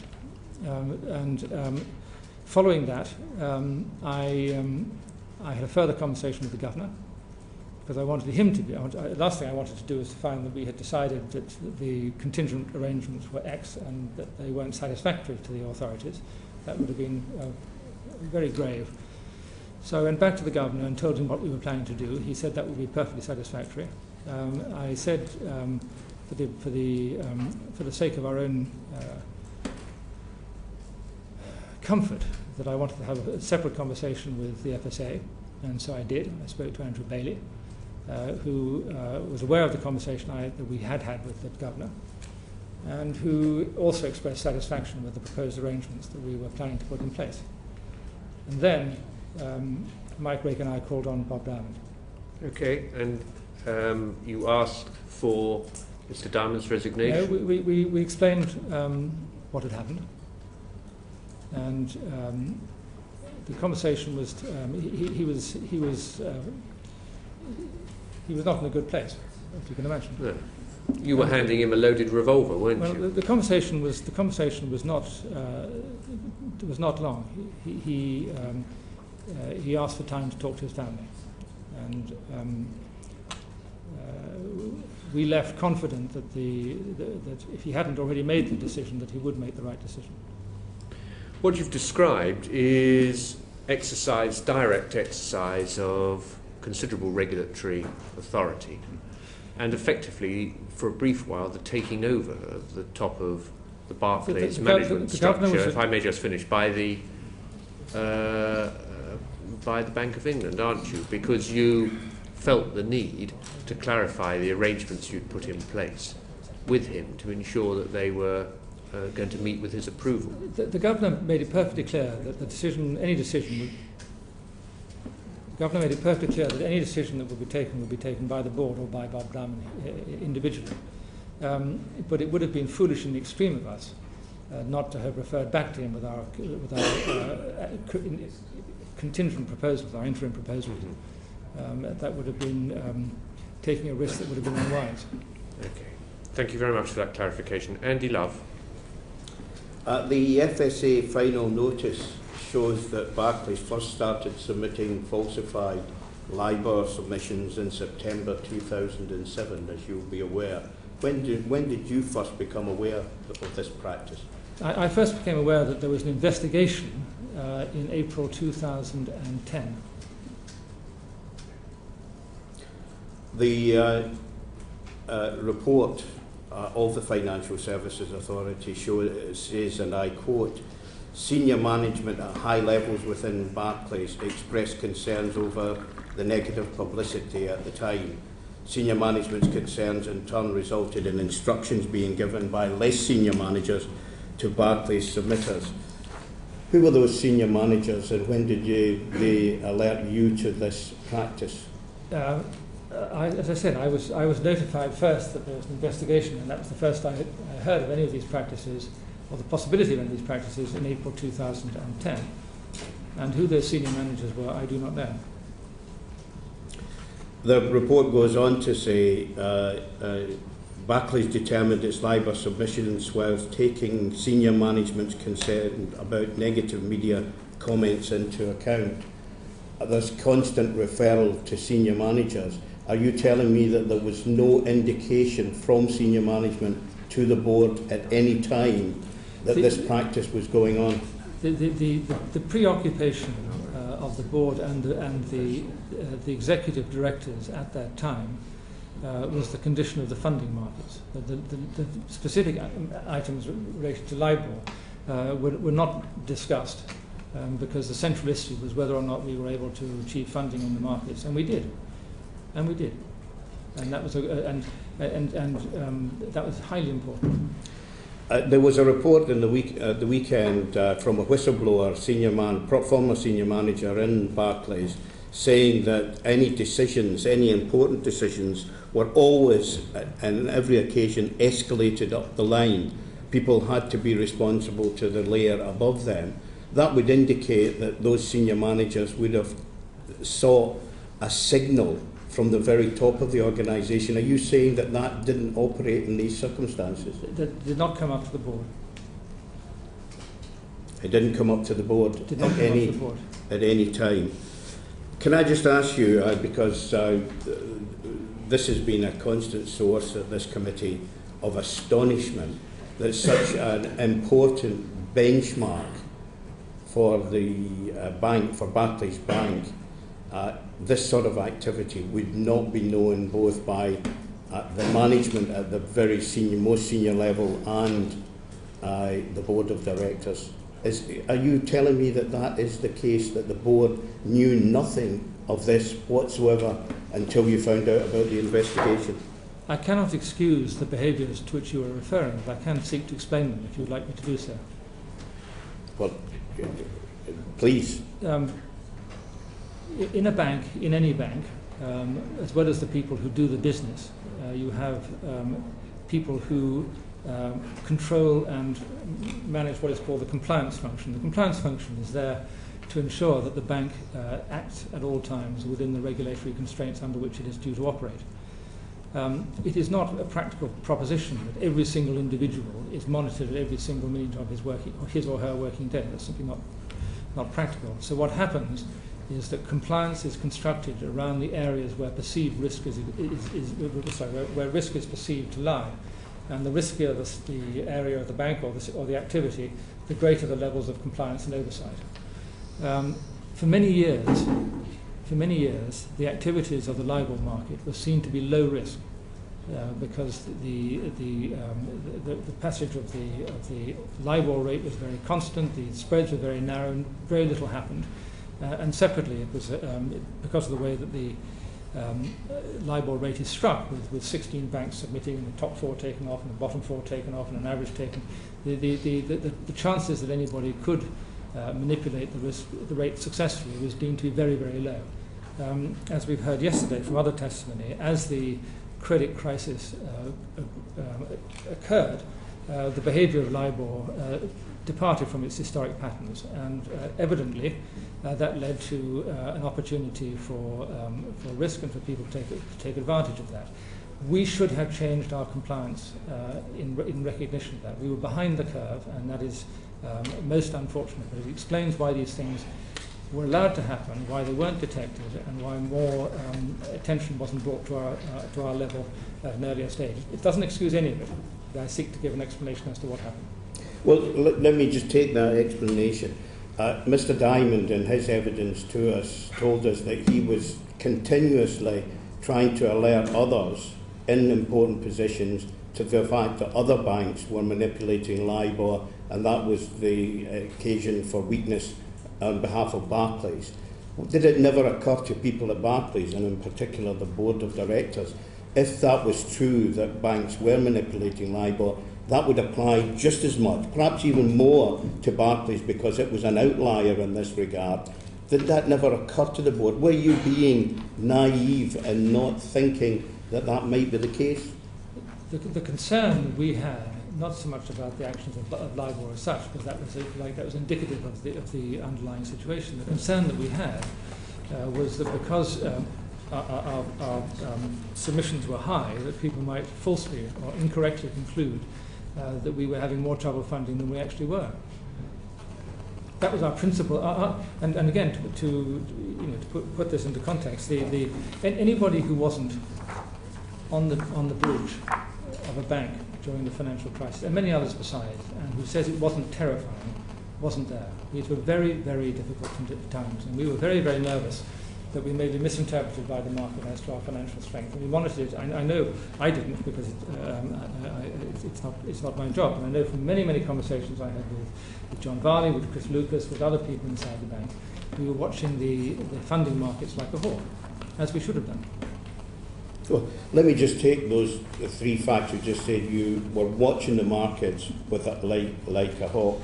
You were terribly concerned about the level of turbulence, and we do understand that. That was a significant part of the evidence we received yesterday. Didn't it occur to anyone that one of the ways in which you could ease the situation for Barclays in that particular context was by manipulating LIBOR submissions? That was not a consideration. I'm not suggesting for a moment that you thought this was true, but you may well have had a conversation that said this could be possible. Can we make sure that we are submitting accurate results to LIBOR? As I said, our greater concern is what was actually happening rather than the technicalities of LIBOR submissions. Can I just return to something you said earlier on in relation to the sequence of events? leading to the resignation of Mr. Diamond. The FSA final notice was published on the 27th of June, but he didn't resign until the following Tuesday, the 3rd of July. Now, you said that what I'm really wanting to ask you is why you retained the confidence of the board, considering the serious nature of what was contained in the FSA report. Now, you said that you received market signals that they wished to retain Mr. Diamond, and that shareholders were convinced that he needed to lead the bank. But perhaps you can tell us, between Wednesday the 27th of June and Tuesday the 3rd of July, what happened to the share price of Barclays in those circumstances? The share price came off, particularly on Friday, because of concerns about the further risks that might ensue from civil litigation. It fell. You mentioned the clamour that there was around the fact that Barclays had been found guilty by these three regulatory authorities, and that was putting pressure on the board and Mr. Diamond. Don't you accept that clamour also extended to the markets, who reflected that in your share price? Wouldn't there have been some concern of shareholders? Already low share prices for banks were being squeezed even further by these events. How can you use those particular parts of the city institutions as a defence for the bank's decision? It's not a defence, it's an explanation. What happened, as we all are in complete common agreement, was abhorrent and should not have happened. Barclays, when they first were told about the inquiries, cooperated with them. As the inquiries evidently became more serious, our degree of cooperation increased. No one could have cooperated more. We spent, as a bank, more than £100 million in checking emails and translating Japanese incoming and so on and so forth. We could not have done more, and that is acknowledged in the submissions of the agencies. Once we got to the point of settlement, we also recognised we would have first mover advantage. We could have dragged our heels and tried to let someone else out. That would not have been right. We feel we did the right thing. The actions that happened were unknown to our chief executive. He played no part in it at all. He had no culpability. And in those circumstances, and particularly given that one of the agencies investigating this situation was the FSA itself, and who raised no concern in this respect, what we had to determine, and it was not easy, was what was the right indication, what was the right reaction for the board to take. Now, as I said more than once, we rate highly Mr. Diamond's talents as a banker. The achievements that he has had in his 16 years of Barclays are remarkable. The shareholders share that view, and indeed that was fed back to us through our stockbroker on Friday. I'm not seeking to hide behind it, but if we do not listen to the views of our shareholders, then we're not doing our job as a board. And so that's why, when we got to the end of that week, we were in a very difficult position. We had tried to show that we accept responsibility. Don't you accept that the bank was totally out of touch, that it had to take a meeting with the Governor of the Bank of England to get you to do the right thing? The fact that you say that Mr. Diamond was totally innocent, Mr. Diamond was at the top of an organisation that was proven by the FSA and others to have manipulated LIBOR submissions. If he didn't know that this was going on, then that shows he was incompetent as a manager. If he did know, then you should have taken the right decision as a board. Don't you accept any of those criticisms? If you look at the consequence of the enormous inquiry that went on, it becomes clear that the only incidence of the impropriety was what has been set out in the thing. It was not widespread. It was isolated and localised. things happen in every organisation which should not happen. That's unfortunate and is absolutely reprehensible, but it cannot be denied that these things do happen. What is important, it seems to me, is how you react when you discover these things. And we reacted, as I say, by cooperating with the authorities, by paying the fine, by seeking the senior executives to show responsibility. We felt our response was proportionate. What we did get wrong, quite clearly, was the extent of the public opprobrium that then ensued. That took us by surprise. I'm quite prepared to accept that. More was needed, and that's why we held the board meeting on the Friday night, to hear what the not what the views of the media was, but what the views of our owners, our shareholders was. And the view of our owners was the outcome they did not want to see was that Bob Diamond should go. That's when I tender my resignation. That isn't reflected in the share price. But I mean, it does seem to me that what you're saying to us is that everybody else is wrong and the board was right, and yet you had to have the Governor of the Bank of England tell you what the appropriate thing was to do. Can I ask one final question? One very quick question. One final question. You want to Earlier add something. on, you indicated. Sorry, Mr. Love. Sorry. Mr. Agius wants just to add something. If I may, Yes, of course. I do apologise. No need for that. At the time when we made the announcement on that Wednesday, we made it in the full knowledge that the FSA knew all the facts, and that if they had at that stage had any concerns about the senior management of that bank, they could not have possibly let that announcement go out without saying something. They did not, and we relied on that. We relied on that. The attitude of the regulatory authorities changed between Wednesday and Monday. Let me ask one final question. Thank you, Chair. You indicated earlier on that the only remuneration that Mr. Diamond would receive would be that proportion of his annual salary, something in the region of less than £1 million. But I understand that if we take pensions and benefits and all other additions, and then we're talking about a sum probably in excess of £2 million. Can you just confirm exactly what to the best of your knowledge, Mr. Diamond will receive? I've been guided by my colleague, and I may have misspoke earlier.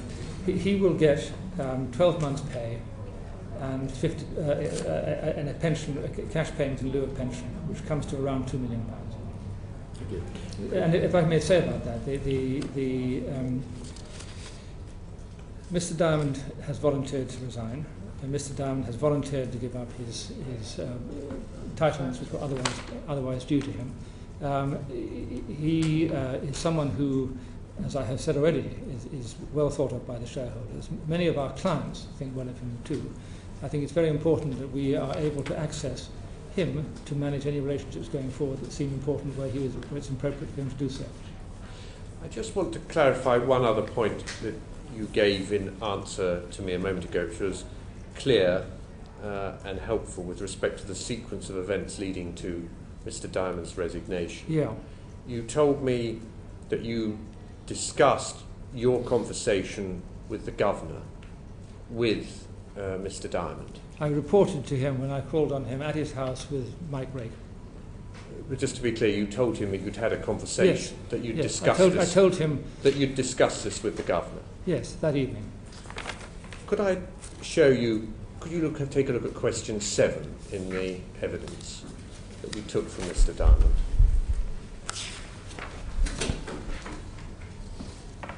If you look at his reply, he said, "I think it's as simple as this. If Marcus had conversations with regulators, that's a conversation for him to have with you. I did not discuss that with him." Yes, but and the question before talks about any conversation with regulators over the weekend. I did not have any conversation with regulators over the weekend. Well, you had a discussion with the Governor, didn't you? Not over the weekend. So you think that Bob Diamond was picking up on the phrase over the weekend? Well, I can't speak for Mr. Diamond, but as I read that, he says, "I'm trying to think if I had any conversations with regulators over the weekend." Do you think that a reasonable parliamentary committee might consider that reply a little misleading? I'm not seeking to mislead you. You're not. Not your reply, the reply that we had at question 7. I can't speak to what Mr. Diamond said. But what I told you, it will look to us. What I told you happened. Okay. It will look to us, and frankly, it will look to everybody listening like another example of a complete lack of candour to Parliament by the Chief Executive of Barclays. Stuart Hosey. You said a couple of interesting things, Mr. Agius. You said in relation to Bob Diamond, you might want to access him in the future to manage relationships, I think you said. Yes, possibly. Does that mean that, having been at the helm of a bank found guilty of rigging LIBOR, you're going to bring him back as a consultant? I think, with respect, he was not found guilty of rigging No, LIBOR. the bank were clearly found guilty of rigging LIBOR. That's what the FSA final notice says. Now, you describe that as reprehensible. The same terminology Mr. Diamond Would use used. stronger language if you prefer. No. That's strong enough. You also said it was local and isolated. It went on for 3.5 years. That's what the FSA have found. From January 2005 until July 2008, it says in the final notice. Are the people in Barclays in denial about the scale of this? No, we're not in denial of the scale of it, because although it went on for a long period of time, it was undetected, should have been detected, should never have happened in the first place. All of that is absolutely clear. It was not endemic across the whole bank. It was isolated in this one area, which was under monitored for reasons I've tried to explain beforehand, and that does not excuse it. I'm trying to explain why it happened. Thank you for that. What we have been told throughout, though, is that Barclays were able to identify this manipulation in the LIBOR rates from other banks, posting or making submissions which they wouldn't have been able to borrow, if indeed they'd been able to borrow at all. Did it never occur to yourself, to the board, to senior management, that they should look under the bonnet in Barclays to find out if it was happening in the bank? It did not occur to us. So, as I said, our principal concern was the state of the funding market rather than the operation of the LIBOR market as a technical matter. I understand that was a concern. The context, as people say, was the middle of a crisis. We all understand that. But if in the context of a crisis, your colleagues were identifying LIBOR rates from other banks which were clearly wrong and which may yet be investigated, why did it not dawn on anyone to ask within the bank? If your question is should we have asked this question, evidently we should have done. Evidently we should have done. But as I said, at the time we were more preoccupied with we were at a moment of existential risk. Mm-hmm. We were at a moment of existential risk. I'm at a loss. I'm trying to understand what's going on culturally within the bank. Given that Barclays are identifying this elsewhere, did the chair of the audit committee not say perhaps we should look at this area? Did the people responsible for your compliance procedures not say perhaps we should look at this area? Did the people responsible for the training of your desk supervisors not come up the management chain and say perhaps we should strengthen there? It just seems inconceivable that when this is being recognised throughout the industry from within Barclays, no one sought to ask. That's extremely hard to believe. As I said, the concern wasn't as to whether or not other banks may have been manipulating the rates or seeking to manipulate the rates. That wasn't the point. The point was that because the market appeared to be malfunctioning for whatever reason, and we heard yesterday in the testimony of Mr. Tucker, there may be other explanations as to why the market was malfunctioning. It doesn't really matter. What mattered was that it left us looking exposed because our rates were higher, and that was our principal area of concern. Our concern was that might be interpreted by the market, misinterpreted by the market, as implying that we were having more difficulty funding than we were. And therefore, it would have suited Barclays in terms of managing reputational damage for your LIBORs to be lower, to be within the pack. And clearly that decision was taken by people at a certain level, but it was a level that did not come up to the board. So who would have taken that decision then? I don't know. Okay, so the chairman didn't know, the chief executive didn't know, Mr. Del Maizière has gone since, having misinterpreted. That was in respect of a different part of the Indeed. Of the drama. So somewhere, someone is giving an instruction to manage the reputation of Barclays by lowering LIBOR submissions and no one in charge of the bank knows anything about it. Can I ask Mr. Agius, you do understand how difficult the public will find to believe that? Yes, I can. I can. It should not have happened. Okay. Let me just, on this issue of other banks manipulating LIBOR, when did you first become aware that might be an issue? As the investigation progressed. As I said, I was first made aware of the investigation proper in April 2010. It was then raised with our audit committee. Mike Rake, who was chairman of the audit committee, was also informed at the same time that I was. At the next regular meeting of the audit committee, it was also raised with the board at the next meeting of the board. But it was not at that stage. You need to understand that our knowledge of what it all meant was quite limited, because as the investigation went on, more and more was discovered, and indeed the intensity of the discovery and the intensity of the investigation increased quite sharply as we moved further through time. Although the bank were identifying rates which were clearly wrong in other banks, during the crisis in 2008, you weren't aware of that issue or what anyone else in Barclays thought about that until the investigation started in 2010. Correct. That sounds dysfunctional, that such an important piece of information about an essential part of the banking infrastructure wouldn't have been communicated to you, even in a general sense that there might be a problem with LIBOR. Because we didn't believe at that stage that there was a problem with what we were doing with LIBOR. Okay. Can I just go back a little, just a final question. We were told by Bob Diamond that when there were discussions when the Paul Tucker letter phone call happened, and we had the file note about discussions with people in Whitehall, he said he got in touch with John Varley, assuming the bank might be nationalised, and asked John to speak to people in Whitehall. Did you ever discuss with John Varley what he may or may not be saying to people in Whitehall as a result of those conversations? We'll have to make this the last. Yes, of course. Yes, sorry. I was not aware of that note or that conversation had taken place with Paul Tucker until quite recently. But did I talk to John Varley about our anxieties about our funding and perception of the bank? Yes, I did. Did I talk to him in detail about whether he had spoken to this minister or this official? No, I didn't. Okay. I had a lot of confidence in his ability to manage it, and indeed that confidence, as history has shown, is well founded. Michael Fallon. Just coming back to the remuneration, could you just be clear whether Mr. Diamond is getting any kind of pension enhancement, or is he leaving simply with his accrued rights? He's a final. I think he never has had a pension. He's received a cash payment annually instead of pension, and he's receiving the final one of those. Right, so there is no enhancement? No. Right, thank you.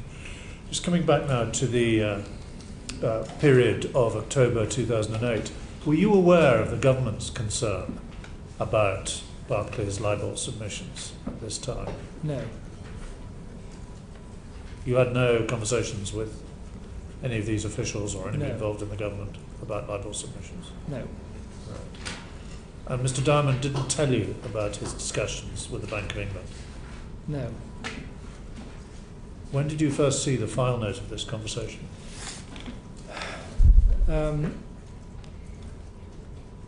I knew of its existence. I would think probably either earlier this year or towards the end of last year. One of the things that Mr. Diamond explained back to Mr. Tucker during the phone call was his concern that other banks were lowballing their LIBOR submissions. Yet he told us, that's at question 88 I think, he told us that he was unaware that his own staff, your own staff, were actually in dialogue with the FSA and indeed with the BBA, which you're involved with, on this very issue. Yeah. Isn't that rather odd? If that's what he says. Or doesn't it strike you as rather odd? No, I can see. The fact is that he was unaware, as indeed the board was unaware, that some of our people were doing this lowballing, to use your expression. That is a fact. But what was of concern to him, even in ignorance of that other matter, was that the operation of the LIBOR market was casting attention to Barclays and to the rates it was submitting, and running the risk, therefore, that we might be seen to be having more trouble with our funding than was in fact the case. Right. And you weren't aware of these concerns from your other responsibilities at the BBA? I wasn't on the BBA then. You weren't there then, I see. If Mr. Diamond was worried enough to tell Mr. Tucker this, why didn't he tell you? That's a question for him. That's a question for him. I would imagine that there must have been many conversations taking place at this time. But as we heard yesterday, the atmosphere was febrile. Everybody was very, very skittish indeed. It was very, very difficult. But if you were concerned, as you just told us, that a bank's funding position should not be misinterpreted, you were concerned about that, why weren't you involved with Mr. Diamond in telling your staff to get involved with the regulatory agency authorities as a matter of urgency in this? Well, for two reasons. One is I know there were many conversations, not all of which would have been reported to me, and separately, because just for the avoidance of doubt, and maybe I should have made the point earlier, there is, of course, a distinction between what the board does and what the executive does. The executive's there is to run the bank. The board does not run the bank. I stayed unusually connected with the senior management because of my concern, but I did not make any executive decisions. That was not my job. Were you as surprised as we were, first that Mr. Tucker's phone call seemed to have been misinterpreted by Mr. Diamond, and then within 24 hours, Mr. Diamond's note of the conversation seems to have been misinterpreted again by Mr. Delmizzi? I wasn't party to that exchange at all. I can't, my views are no different, no better or worse than anybody else's. But do you not find it rather odd that these two misinterpretations should have taken place? I only know what's on the record. Right. How often did Mr. Diamond and Mr. Delmizzi meet?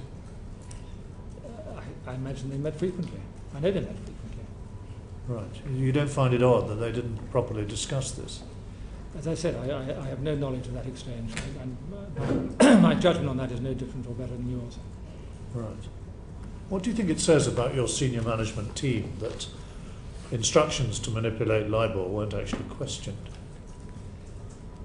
Again, I was not party to that conversation. No, but what do you think it says about your senior management team? That the culture was such that nobody actually questioned it or approached the board or the compliance officers or whatever about it, or the chairman of audit? I think the only comment I can make is that such a situation must reflect the extraordinary circumstances that existed at that time. So you think it's excusable? Doesn't make it right, but I'm saying that's I'm seeking for an explanation, not an excuse. Right, but you don't detect. You can ask me these questions, but as I said, Well, I'm going to ask you these questions. Yeah. But I'm not getting an answer. Repeat the question, please. Well, the question is, what does it say about your senior management team that, in the end, an instruction to manipulate LIBOR wasn't questioned? Yeah, well, you're seeking to put me into Mr. Delmissi's shoes, which is I don't think is right. But you have overall responsibility. That's why you've resigned, for the culture of the bank. Isn't there not something odd about the culture of the bank that nobody actually questioned this kind of instruction?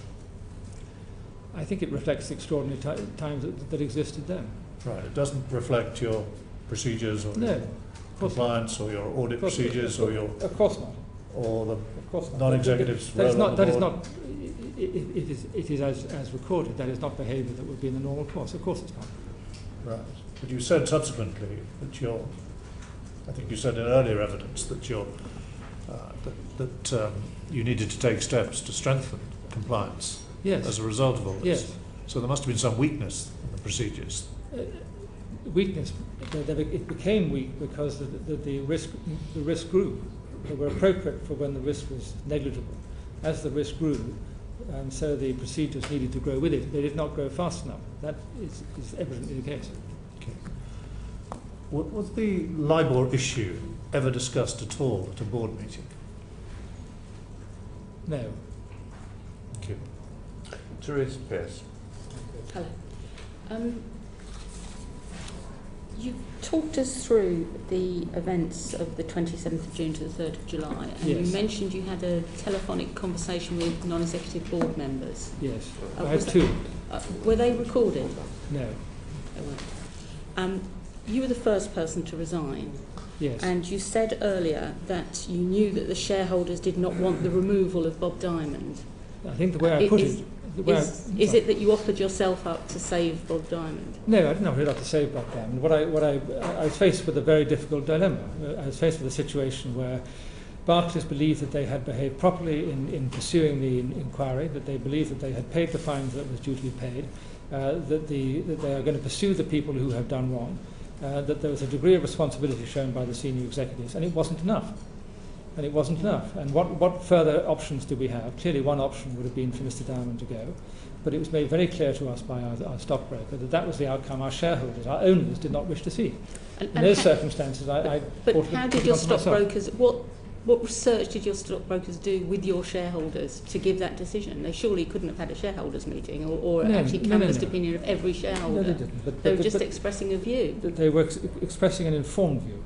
It's the job of a corporate stockbroker is to be close enough both to the company and to its principal shareholders that they understand how the shareholders view the company at any point in time. Okay, would you accept that given that we've heard that the compliance section didn't know what was happening, the board didn't know what was happening, Bob Diamond didn't know what was happening, that any report given to shareholders wouldn't have been a full view of how Barclays was operating? So the shareholders have in fact made decisions at shareholders' meetings without full information. Mrs. Pearce, I wouldn't have accepted that because the conversations that the discussion with the stockbroker that I'm referring to took place on Friday night, by which time the full transcripts of all the findings of the three agencies had been published. So that information was in the public domain. Okay, I accept what you're saying about the Friday night, but at previous shareholders' meetings of shareholders of Barclays, they would not have known what was going on in Barclays, yet they had to make decisions about remuneration. Surely that's not right. I think Mr. Rumsfeld had some views on things like this. You don't know what you don't know, I'm afraid. Well, exactly. Could we just move on? You told us that you had a conversation with Mr. Diamond and he was given time to talk to his family. Yes. Then he came back and he resigned. Had he not resigned, would you have sacked him? I left, as I said, when we left his house, I don't know whether he had already resigned at that point or whether he decided to resign after we had told him what we had told him. I don't know, because we hardly exchanged. But had he not have resigned, is it your view that the I board left, would have sacked him? that's a hypothetical question. I left his house confident that he would resign if he hadn't done so already. So And you can imagine it was a busy night. I came back to the head office and we had a myriad of practical things to do. During the course of the evening, there were discussions between Bob Diamond and his lawyers and our lawyers, and the terms of the announcement were settled. So, given that you mentioned earlier that he gets 12 months' pay, does he have a 12-month notice period in his contract? He has a 6-month notice period in his contract. But he's getting 12 months' pay. Within 12 months. Is he working his notice? Is he on gardening leave, or did he leave immediately? I mean, he's going to make himself available. So he's effectively on gardening leave. I don't know how you define gardening leave. Well, if you look at his contract and he's got a 6-month notice period, he either gives 6 months' notice or he breaks his contract and leaves immediately, in which case he's not entitled to any notice pay.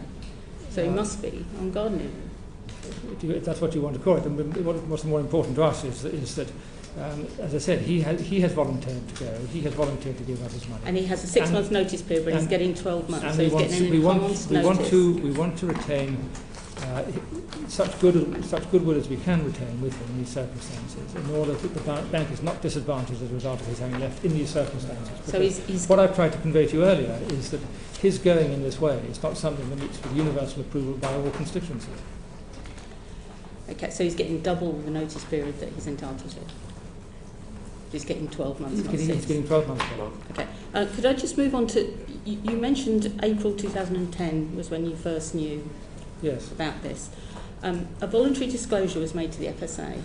Was that not approved prior to that with the board? And you've said that the board didn't know about LIBOR, but surely a voluntary disclosure to a regulator is serious enough.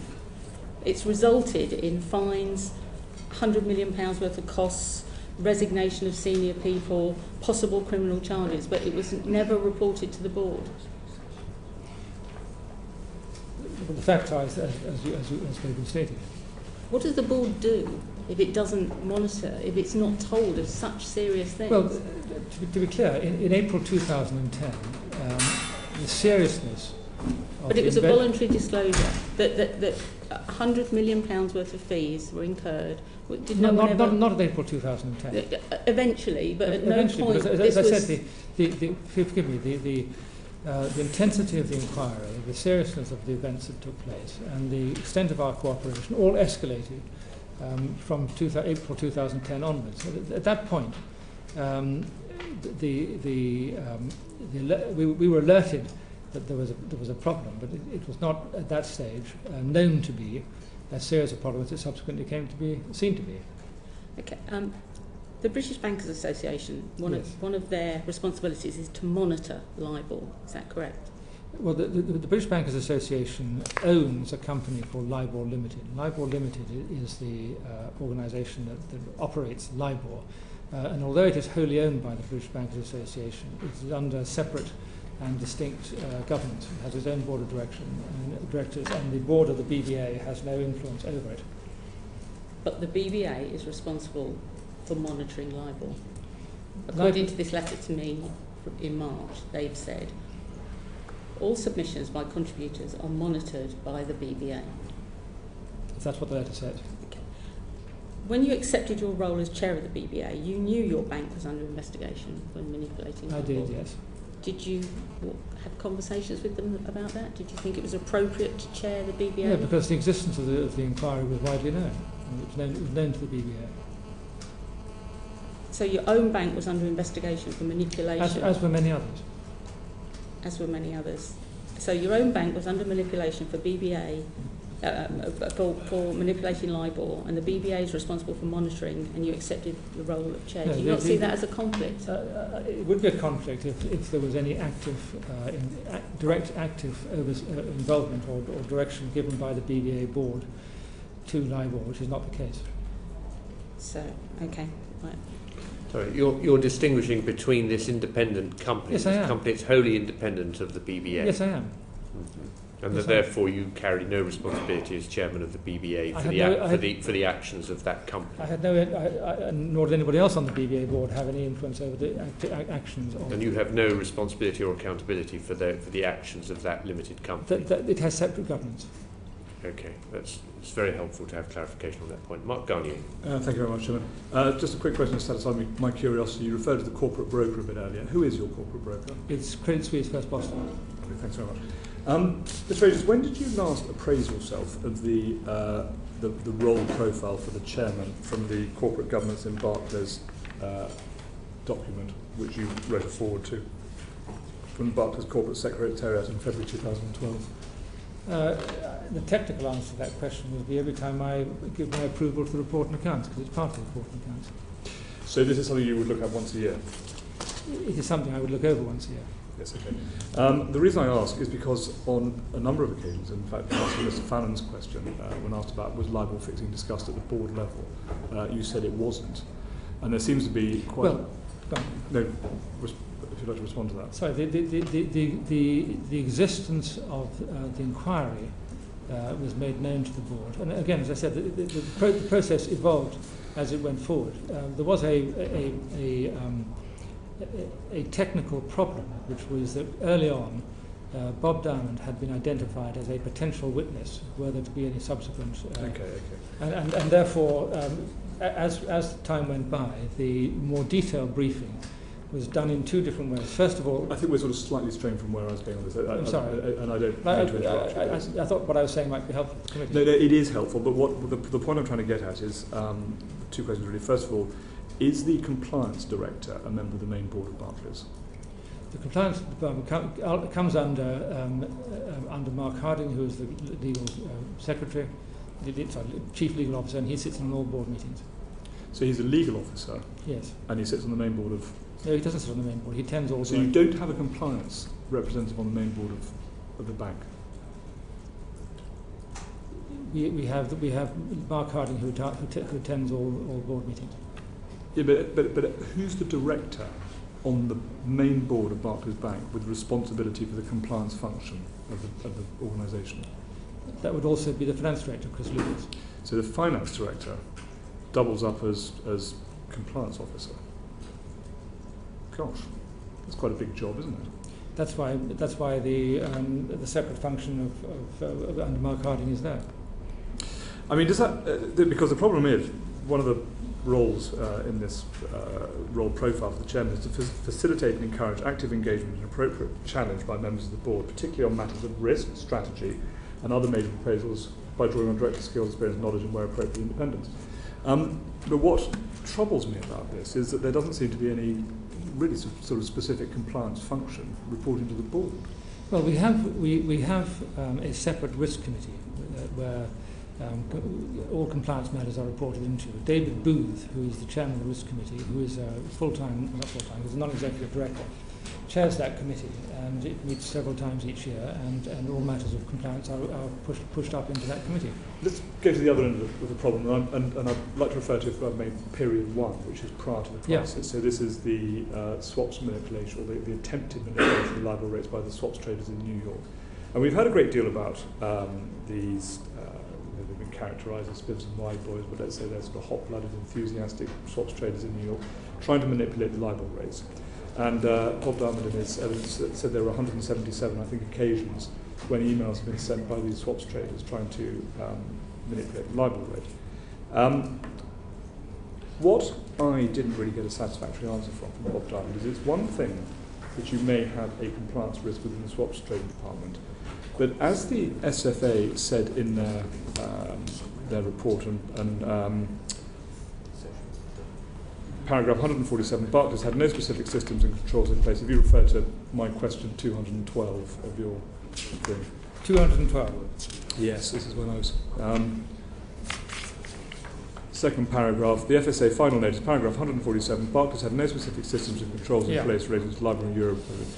And then goes on in paragraph 148, Barclays did not believe... Sorry, paragraph 148? Sorry, further on in that paragraph, I'm just referring to something else, but Barclays did not believe the submission of LIBOR was an area of significant risk.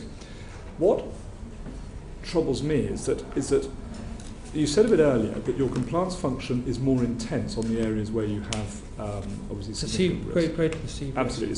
So would the swaps desk in New York be an area of specific or greater compliance risk? More than the LIBOR submitters, yes.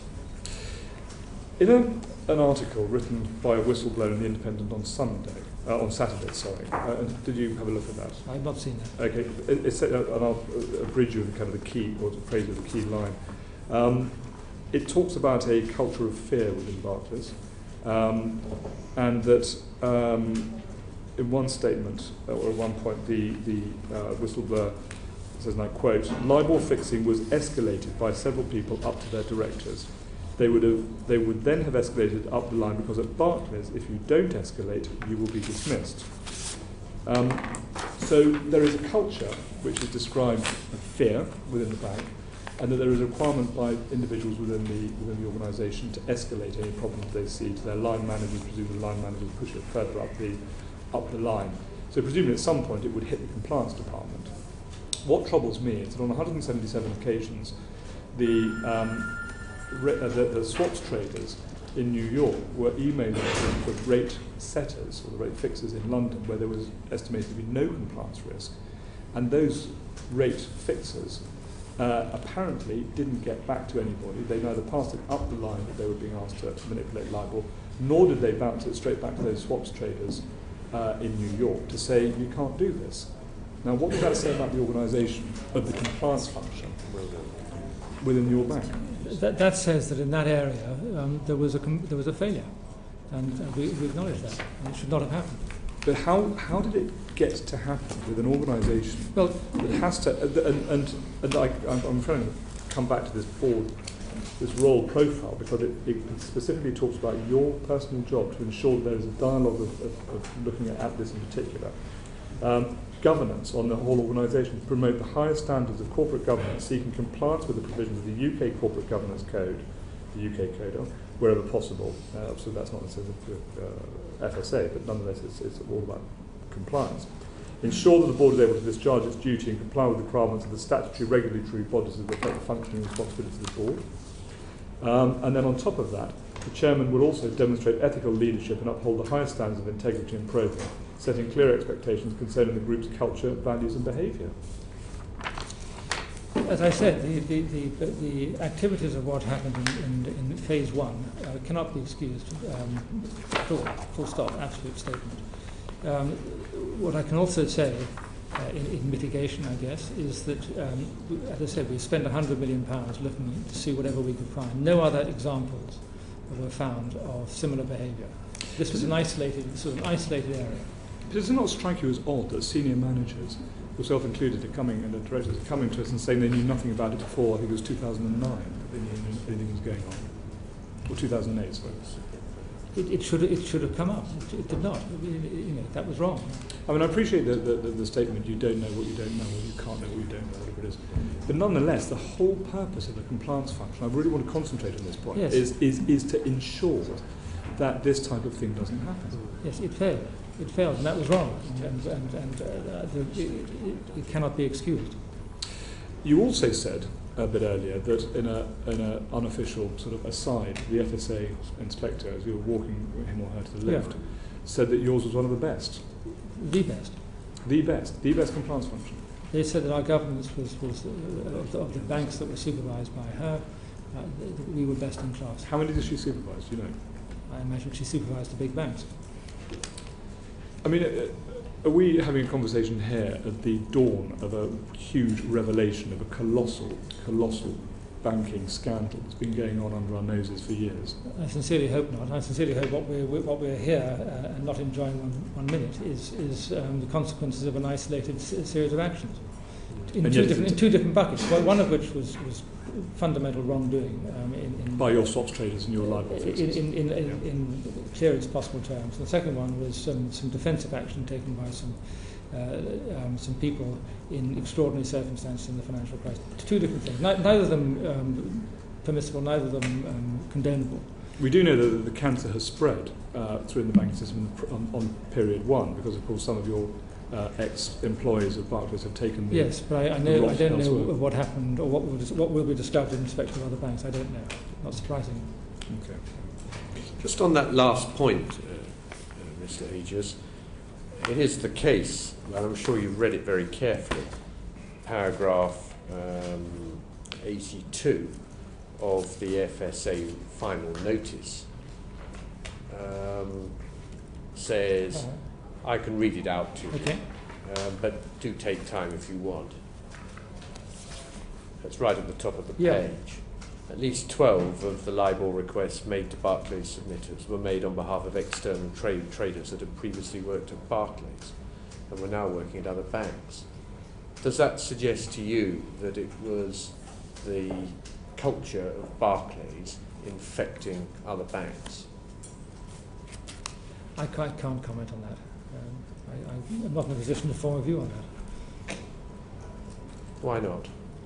Because there may be other reasons too.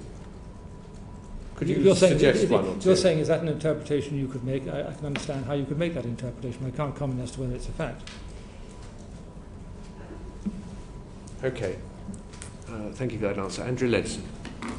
Thank you. Mr. Agius, can you tell me, how would you define culture as a word? As a word? In the context of Barclays, what's culture? What is Barclays' culture? No, what is culture? What is culture? Culture is the way in which you behave instinctively. Throughout the bank or from the top? Throughout the bank. I think it's a word which can be used for universal application. So it should be something that's used throughout the bank. The reason I ask you that is because I believe there are 130,000 employees at Barclays worldwide. A bit more. Bit more. How many of them are involved in investment banking activities versus retail banking activities? A minority, significant minority. But what sort of 20% to 80%? Or? I would think there must be 3/4 of the bank which is not investment banking. And in terms of the Perhaps even bank's, in terms of the bank's balance sheet, how much of the bank's activity is in investment banking versus retail banking in terms of capital employed? About half. About half and half. Yeah. So what do you think that the impact of what we're seeing about Barclays culture has had on the, as you say, 75% of people who work in Barclays Retail Bank? Is there anything you want to say about that? Yes, it must be absolutely appalling, and I'm extraordinarily uncomfortable and sorry that is the case. I've made that absolutely clear and there's unequivocally. I wanted to give you that opportunity because Thank certainly you. I, and I'm sure colleagues, have had lots of letters from Yes. people who work an honest day's work in a branch, not earning a huge amount of money, or indeed in a call centre, and for whom this is utterly appalling. So I do think this is terribly important. Yes, When we're talking about thank the you. culture at Barclays, we're talking about from the top and a very specific area of Barclays that excludes all Yes. of the over 100,000 people, as you put it, in Barclays who are doing an honest day's job. Absolutely, Ms. Edson. I would be very keen to dissociate the activities of a tiny minority of people whose behaviour was completely reprehensible, and to say that that does not of itself represent the wider culture at Barclays. I don't believe that it does. Okay, I but absolutely do not believe that it does. Okay, but going back to the issue of culture, because this is terribly important, isn't it? And as long ago as the 15th of September 2010, when Hector Sanz wrote to you in response to your request for Bob Diamond to be made Chief Executive, he says to you, you have identified Bob Diamond's relative lack of direct retail banking experience, notwithstanding his role on both the Group Executive and Board. Blah, blah, blah. We look to be satisfied that the required focus on the retail banking business and consumer outcomes is maintained by him. Yes. Do you think that he did that? Yes, I do. Yes, I do. You think he kept the focus on the retail and consumer outcomes? Yes. Okay. Can you tell me, why did Martin Taylor resign as Chief Executive? To be perfectly honest, I don't know the full circumstances before my time. But did you see his article in the Financial Times yesterday? I did. And do you think that when he says he resigned because Bob Diamond pressed for bank lines to Russia so that he could expand the bar cap exposure, the trading exposure, into Russian debt, and he, Martin Taylor, halved that exposure that was applied for at the Credit Committee through the normal procedures, and then when the Russian debt crisis happened, he was informed that in fact Barclays' exposure was far, far greater than the credit lines actually permitted, on the grounds that credit had been falsified as being European as opposed to Russian debt. And how does that make you feel about the situation? Was Bob Diamond a suitable person to be in the post of Chief Executive creating this culture? I don't think it would be fair for me to comment on that situation since I don't know all the facts and I wouldn't want to jump to conclusions. But what I cannot do is answer the question you did ask, which is the suitability of Bob Diamond as Chief Executive, which is something we've been through before. And as I said before, in my conversation with Hector Sanz at the FSA, he was very clear. If we had a problem with Bob Diamond being Chief Executive, we would not be happy with him being where he is at the moment, and we are. Okay. And that's not to say that we rely on somebody else's say-so. We rely on what we see in front of us. And what we have seen, and one of the reasons why we were keen to retain Bob in position was because of his extraordinary achievement as a business builder. But notwithstanding his excellence in business, is it appropriate that somebody should bend the credit approvals in the way that happened over the Russian debt, assuming that what Mr. Taylor says is correct? Well, is it appropriate? Is that in line with Barclays procedures? Could somebody else get away with marking Russian debt as in fact Swiss or French or whatever it was marked as, with no consequences, and in fact end up being promoted to the role of Chief Executive? I don't know the details of what happened. I can't comment sensibly. But if your question is, should people maintain integrity at all times, the answer is of course. And so you would accept then that that if it is the case, as Martin Taylor, the ex-chief executive, says it is, that that further exposure was wrongly assessed as Western European debt that should have been marked down as Russian debt. I don't know if that is the case. I think I would like to know the full facts. Okay. You've heard one side of the story. I don't know what the other side of the story is. Okay. Coming back then to Jerry Delmissier. Sorry, just before we go off that, if you Yeah. don't mind, Andrea, before you appointed Bob Diamond Chief Executive, didn't you think that it would be appropriate to examine very carefully what had happened on that deal, bearing in mind how much had been lost? I was not aware of that deal at the time. You weren't aware at all? You weren't aware that the bank had lost a lot of money as a consequence of a controversy that arose as a result of debt instruments taken onto Barclays' balance sheet, which Mr. Chairman, I don't, prior to the collapse of Russia, the Russian debt crisis, people thought was West European debt. Mr. Chairman, I don't know the full circumstances that are being described. We've heard one side of the situation in an article in a newspaper. I would have relied that if there had been anything that was untoward or something that should be brought to my attention, it would have been brought to my attention. And whose responsibility was it within Barclays to have brought that to your attention? That would have been, I don't want to trivialise it, but the system, whether either the legal system or the HR system or the compliance system, it should have been brought to the board. Try and pin that down a little, because you've just described all the safeguard mechanisms in a bank. I understand that, but if there was some lingering reputational concern deep in the history of the bank, there was a sufficient moment as implied, then that would have been brought to my attention. What kind of due diligence did you do before making this appointment internally? The due diligence of Bob Diamond having worked in the bank for 16 years. But it doesn't seem to have been thorough enough even to alert you to the existence of this controversial As I issue. say, I don't know how serious or otherwise that matter was. Okay. Andrew. Thank you. I would just like to reiterate that you yourself raised Bob Diamond's relative lack of retail expertise, and in a sense... It was raised by Hector Sands, and indeed it was a fact. It just Hector sounds... Sands signs the letter and says, you have identified, this letter is to you have identified Bob Diamond's lack of direct retail banking experience.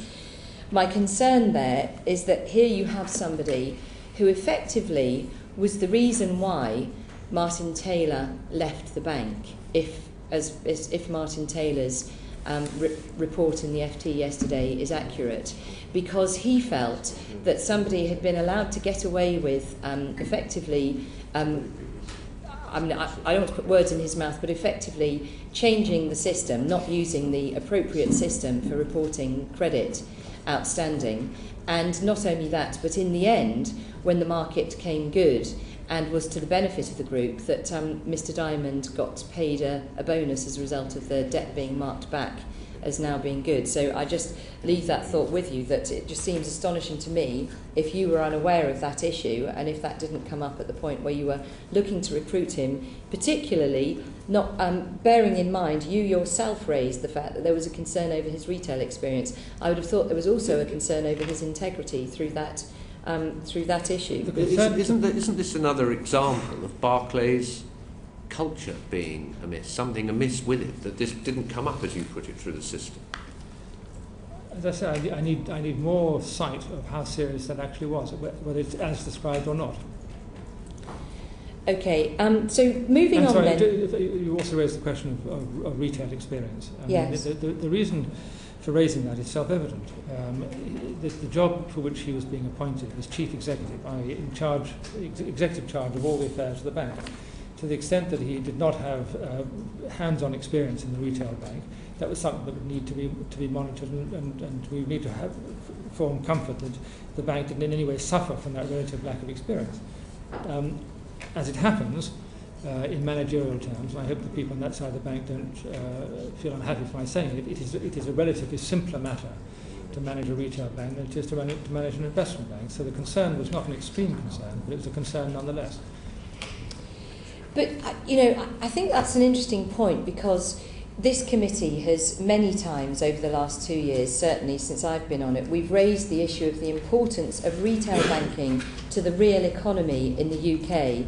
And effectively, here's Barclays taking on somebody where the board itself, the chairman himself, has concerns about the lack of direct retail experience. And here you are putting one of Britain's great institutions into the hands of somebody where you yourself have concerns about his retail experience. Anyway, I would like to go on, Mr. Agius, because I'd like to ask you about Jerry Delmissier's appointment. I think you said earlier that the Audit Committee first raised the issue of LIBOR manipulation and the inquiry in April 2010. Is that right? The fact that there was inquiry into the affairs at LIBOR was raised in fairly general terms in April 2010, and the degree of detail became evident as time went by. And did that highlight both the criminal LIBOR fixing as well as the market-related, trying to avoid getting into trouble with the government fixing? You'll forgive me if I struggle a bit here as to whether the first indications were the second and the third, or whether, I think it was the second and the third, and the first then came out subsequently. So you don't think that the criminality aspect of it was made? No, that was the whole point, is that the LIBOR inquiry was into the low balling, since to use the expression that seems to become current in this committee. The CFTC started out inquiring into low balling. We cooperated with that.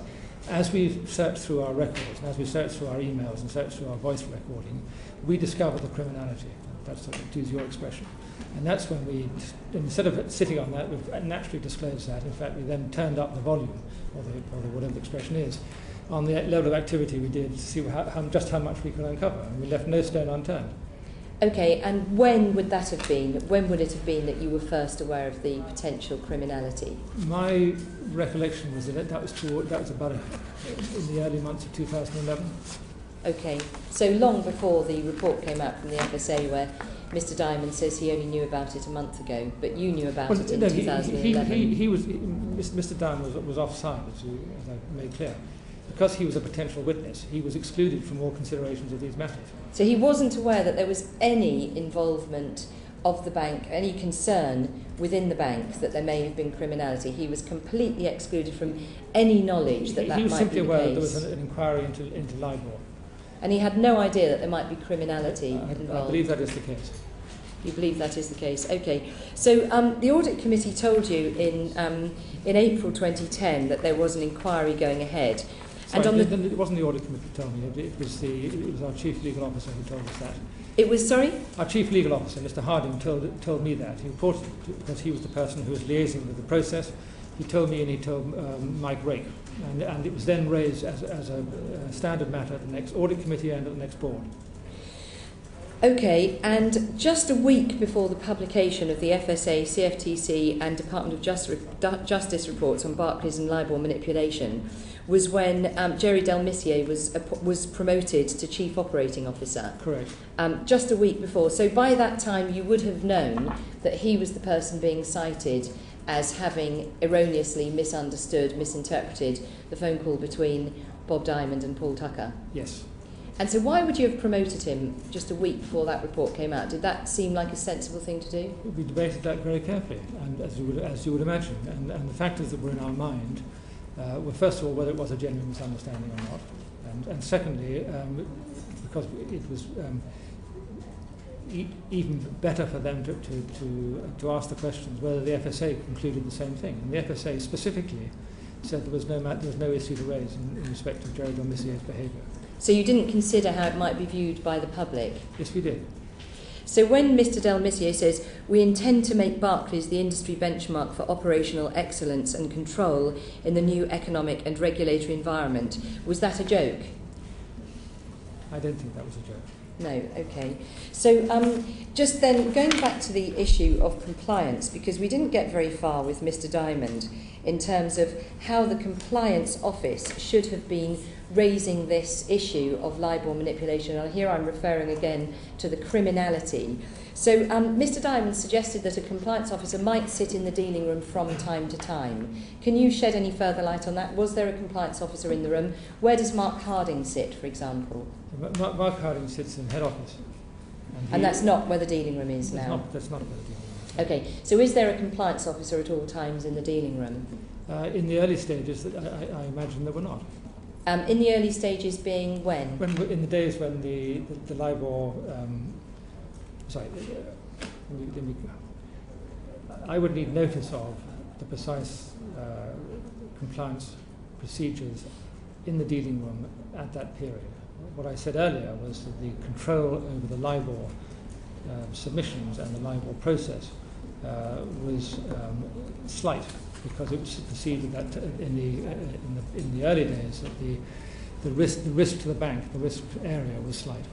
So at what point would that have been tightened up then? What date would the compliance procedures have been tightened up? As the inquiry went on. So what date would a compliance officer have been posted in the dealing room to make sure that there was no other fraudulent activity? I would need notice of that question. I can come back to you and provide the answer if you like. Okay, would that be minuted somewhere in board minutes, that as of now we feel the need to post somebody in the dealing room? It would be recorded, but I need notice of that. Okay, so it would be very helpful to know exactly when that happened.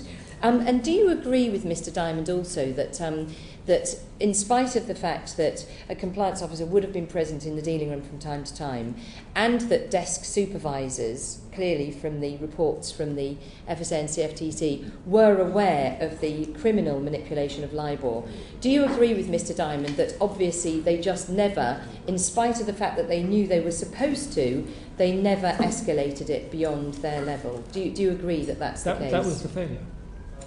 So you agree that in spite of the fact that desk supervisors and compliance officers would absolutely know that according to Barclays compliance procedures, they must escalate any knowledge that they have of wrongdoing, that they failed to do so? That was a failure. Okay, and so this, going back to this whistleblower who says very specifically, as was referred to by Mr. Garnier, that you simply couldn't. This whistleblower says, LIBOR fixing was escalated by several people up to their directors. They would then have escalated it up the line because at Barclays, if you don't escalate, you will be dismissed. So why do you suppose they didn't escalate it? I can't comment. But that's the failure. That was the failure, yes. And who's responsible for that failure? It's because of that failure that we're sitting here. Okay, one final question. What, since you say that you don't know what date the board finally recognised there was a failure and that needed to be put right, since that date, to be advised to the committee, what steps have you taken to look at other areas of self-certification of fixings? For example, the ISDA daily fixing, which is another self-certification, or for example, the gilt-edged auctions. Have you looked at other parts of markets that may be open to distortion as well? One of the things we put in our announcement last week was we're now going to engage in a root and branch examination of all of our practices to make sure that there is nothing anywhere that we could in any sense be unhappy about. So that's as a result of the Treasury Select Committee inquiry, not as a result of your own internal procedures? That is in order to try and restore confidence that the systems we have are as they should be, internally and externally. But I just want to clarify, you didn't think that might be important, following the realisation of wrongdoing within the bank, to carry out that audit. You've only just announced that this last week. The existence of the criminality, as I said, was revealed to us relatively late in the day. Okay. It seems we're finding out a great deal from these exchanges this morning that we should have found out a week ago from Mr. Bob Diamond, and we're grateful for that. John Thurso. We've met socially, and yes. I believe you to be a man of personal honour, so I'm sure you're finding this a very difficult time. Yeah. What, with the benefit of hindsight, would you have done differently? Yeah, well, it's a question I've asked myself. I'm not happy to be where I am, as you can imagine, and I have gone back and thought about each of the different inflection points, each of the different forks on the road that I've come to, and I've tried to think how I and others have acted at each different point, and it's very difficult as you go back to say what you would have done differently. I think it is a concatenance of events which has led us to where we are. Do you believe... But Lord Thurso, if I may, I mean, one of the things that distresses me most about these exchanges in this week is, of course, this activity should not have happened. Of course it should not have happened. No one's saying it should. Everyone is absolutely appalled by it. What do you do when you hear about it? What you do when you hear about it is you take action, and we could not have responded more fulsomely. And we, as you used yourself the expression, Mr. Chairman, we are suffering from first mover disadvantage, and we are moving heaven and earth to put everything right. What I'm finding most trying is the thought that the actions of these relatively small number of people, who are the only people we identify, despite spending £100 million investigating it, should be taken to be indicative of the culture of the entire organisation. And that's why when Ms Ledson says that she gets letters from constituents who work in the retail bank expressing their dissatisfaction, of course they do, because we're all in exactly the same place. 99.9% of the people in the bank are appalled by what has happened. I can't say it more strongly than that. Do you believe that Barclays has been misunderstood? Barclays has been around for 300 years. I'd like to think it will be around for another 300 years. It has a proud history of people who have done well for society and for their customers, and we are very much a customer-centric organisation.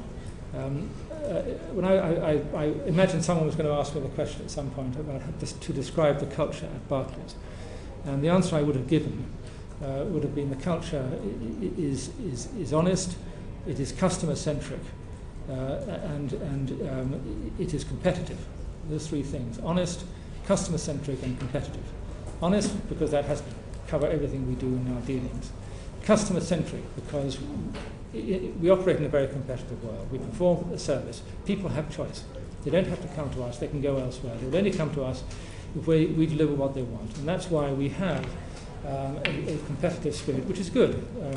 Roger Federer has a competitive spirit. It's applauded. We want to do the best by our customers and do best by our shareholders in consequence. And we do. And the third thing is, as I said, is we're competitive. So honest, customer-centric, and competitive. Can I just test that a little bit? You Sure. said earlier, in an earlier answer, when asked about culture, it's what people do, they behave instinctively. Yeah. And I think you're absolutely right. How does an investment banker behave instinctively? A good investment banker is at all times trying to think how well, and goes without saying honestly, to serve his customer, his client. Is not the instinctive behaviour of merchant and investors bankers one of seeking to create profit through trading and dealing? Part of that is, yes. By contrast, isn't the instinctive behaviour of the traditional high street banker one of seeking profit through giving advice and service to customers in the branch? Yes, and I think the same applies in the investment bank too. Do you not see that it is possible to say that there is a quite separate, for good reasons on both sides, set of cultures between those two types of banking operation? If you're trying to suggest that investment bankers are not customer-centric, I don't accept that. I mean, what I notice is, I look at the current board of Barclays, and with I think possibly one exception, everybody is basically, who is from a banking background, is from the investment banking background. You've said twice that this was far greater reputational damage than we expected, and somewhere else the public outcry was greater than we expected. You said that, clearly taken by surprise, I would suggest. At another point, you said that the regulators clearly changed their attitude between the Wednesday and the Monday. And what I'm driving at is, which is I think going to be the heart of a lot of questions going forward, is that actually there is quite a big culture, goes beyond Barclays into modern banking, which is around large amounts of capital being dealt in many ways. And actually the customer in the high street, the SME, the individual borrower, is actually at the bottom of the chain rather than the top of the chain. I don't accept that, firstly. if you look at our customer satisfaction ratings at the moment in our retail bank, they're as high as they've ever been. They're top of class. How do you then explain the disconnect between all of the people who come to see us with the problems they have? And this is very widespread. You're welcome to look at all the emails I get. And I'm sure, and that statement. I mean, what has gone wrong that we have an industry that believes it's doing the right thing, and we have a public that tells us, representatives, that it's not? Yes, well, I wouldn't wish to overgeneralise at all or anything. But the whole nation, the whole of the Western economy, is still suffering from the aftermath of the financial collapse, and it affects many people in many different ways. Many of our customers are suffering because of the financial situation, and they very often are unhappy with the way that their relationship with their bank in consequence. You are, I think, at the moment de facto CEO of the bank. On an interim basis, de facto. Oh, absolutely. What's top of your priority list? The top of my priority list is to make sure that the bank operates effectively during this interim period. Thank you. You've been fined £290 million and you've taken personal responsibility, and we all recognise just how difficult it has been for you, and particularly to give evidence today. And you've put in place a root and branch review of Barclays culture in these very difficult times. It's in all our interests that goes well, and it's done thoroughly and quickly, so that the overwhelming majority of people in Barclays who are doing an honest day's work don't end up impugned by this scandal. Correct. If I may form a judgment, you've made a start today in that process with a good deal of candour and directness in your exchanges with this committee, and we very much appreciate it. Thank you very much for coming in.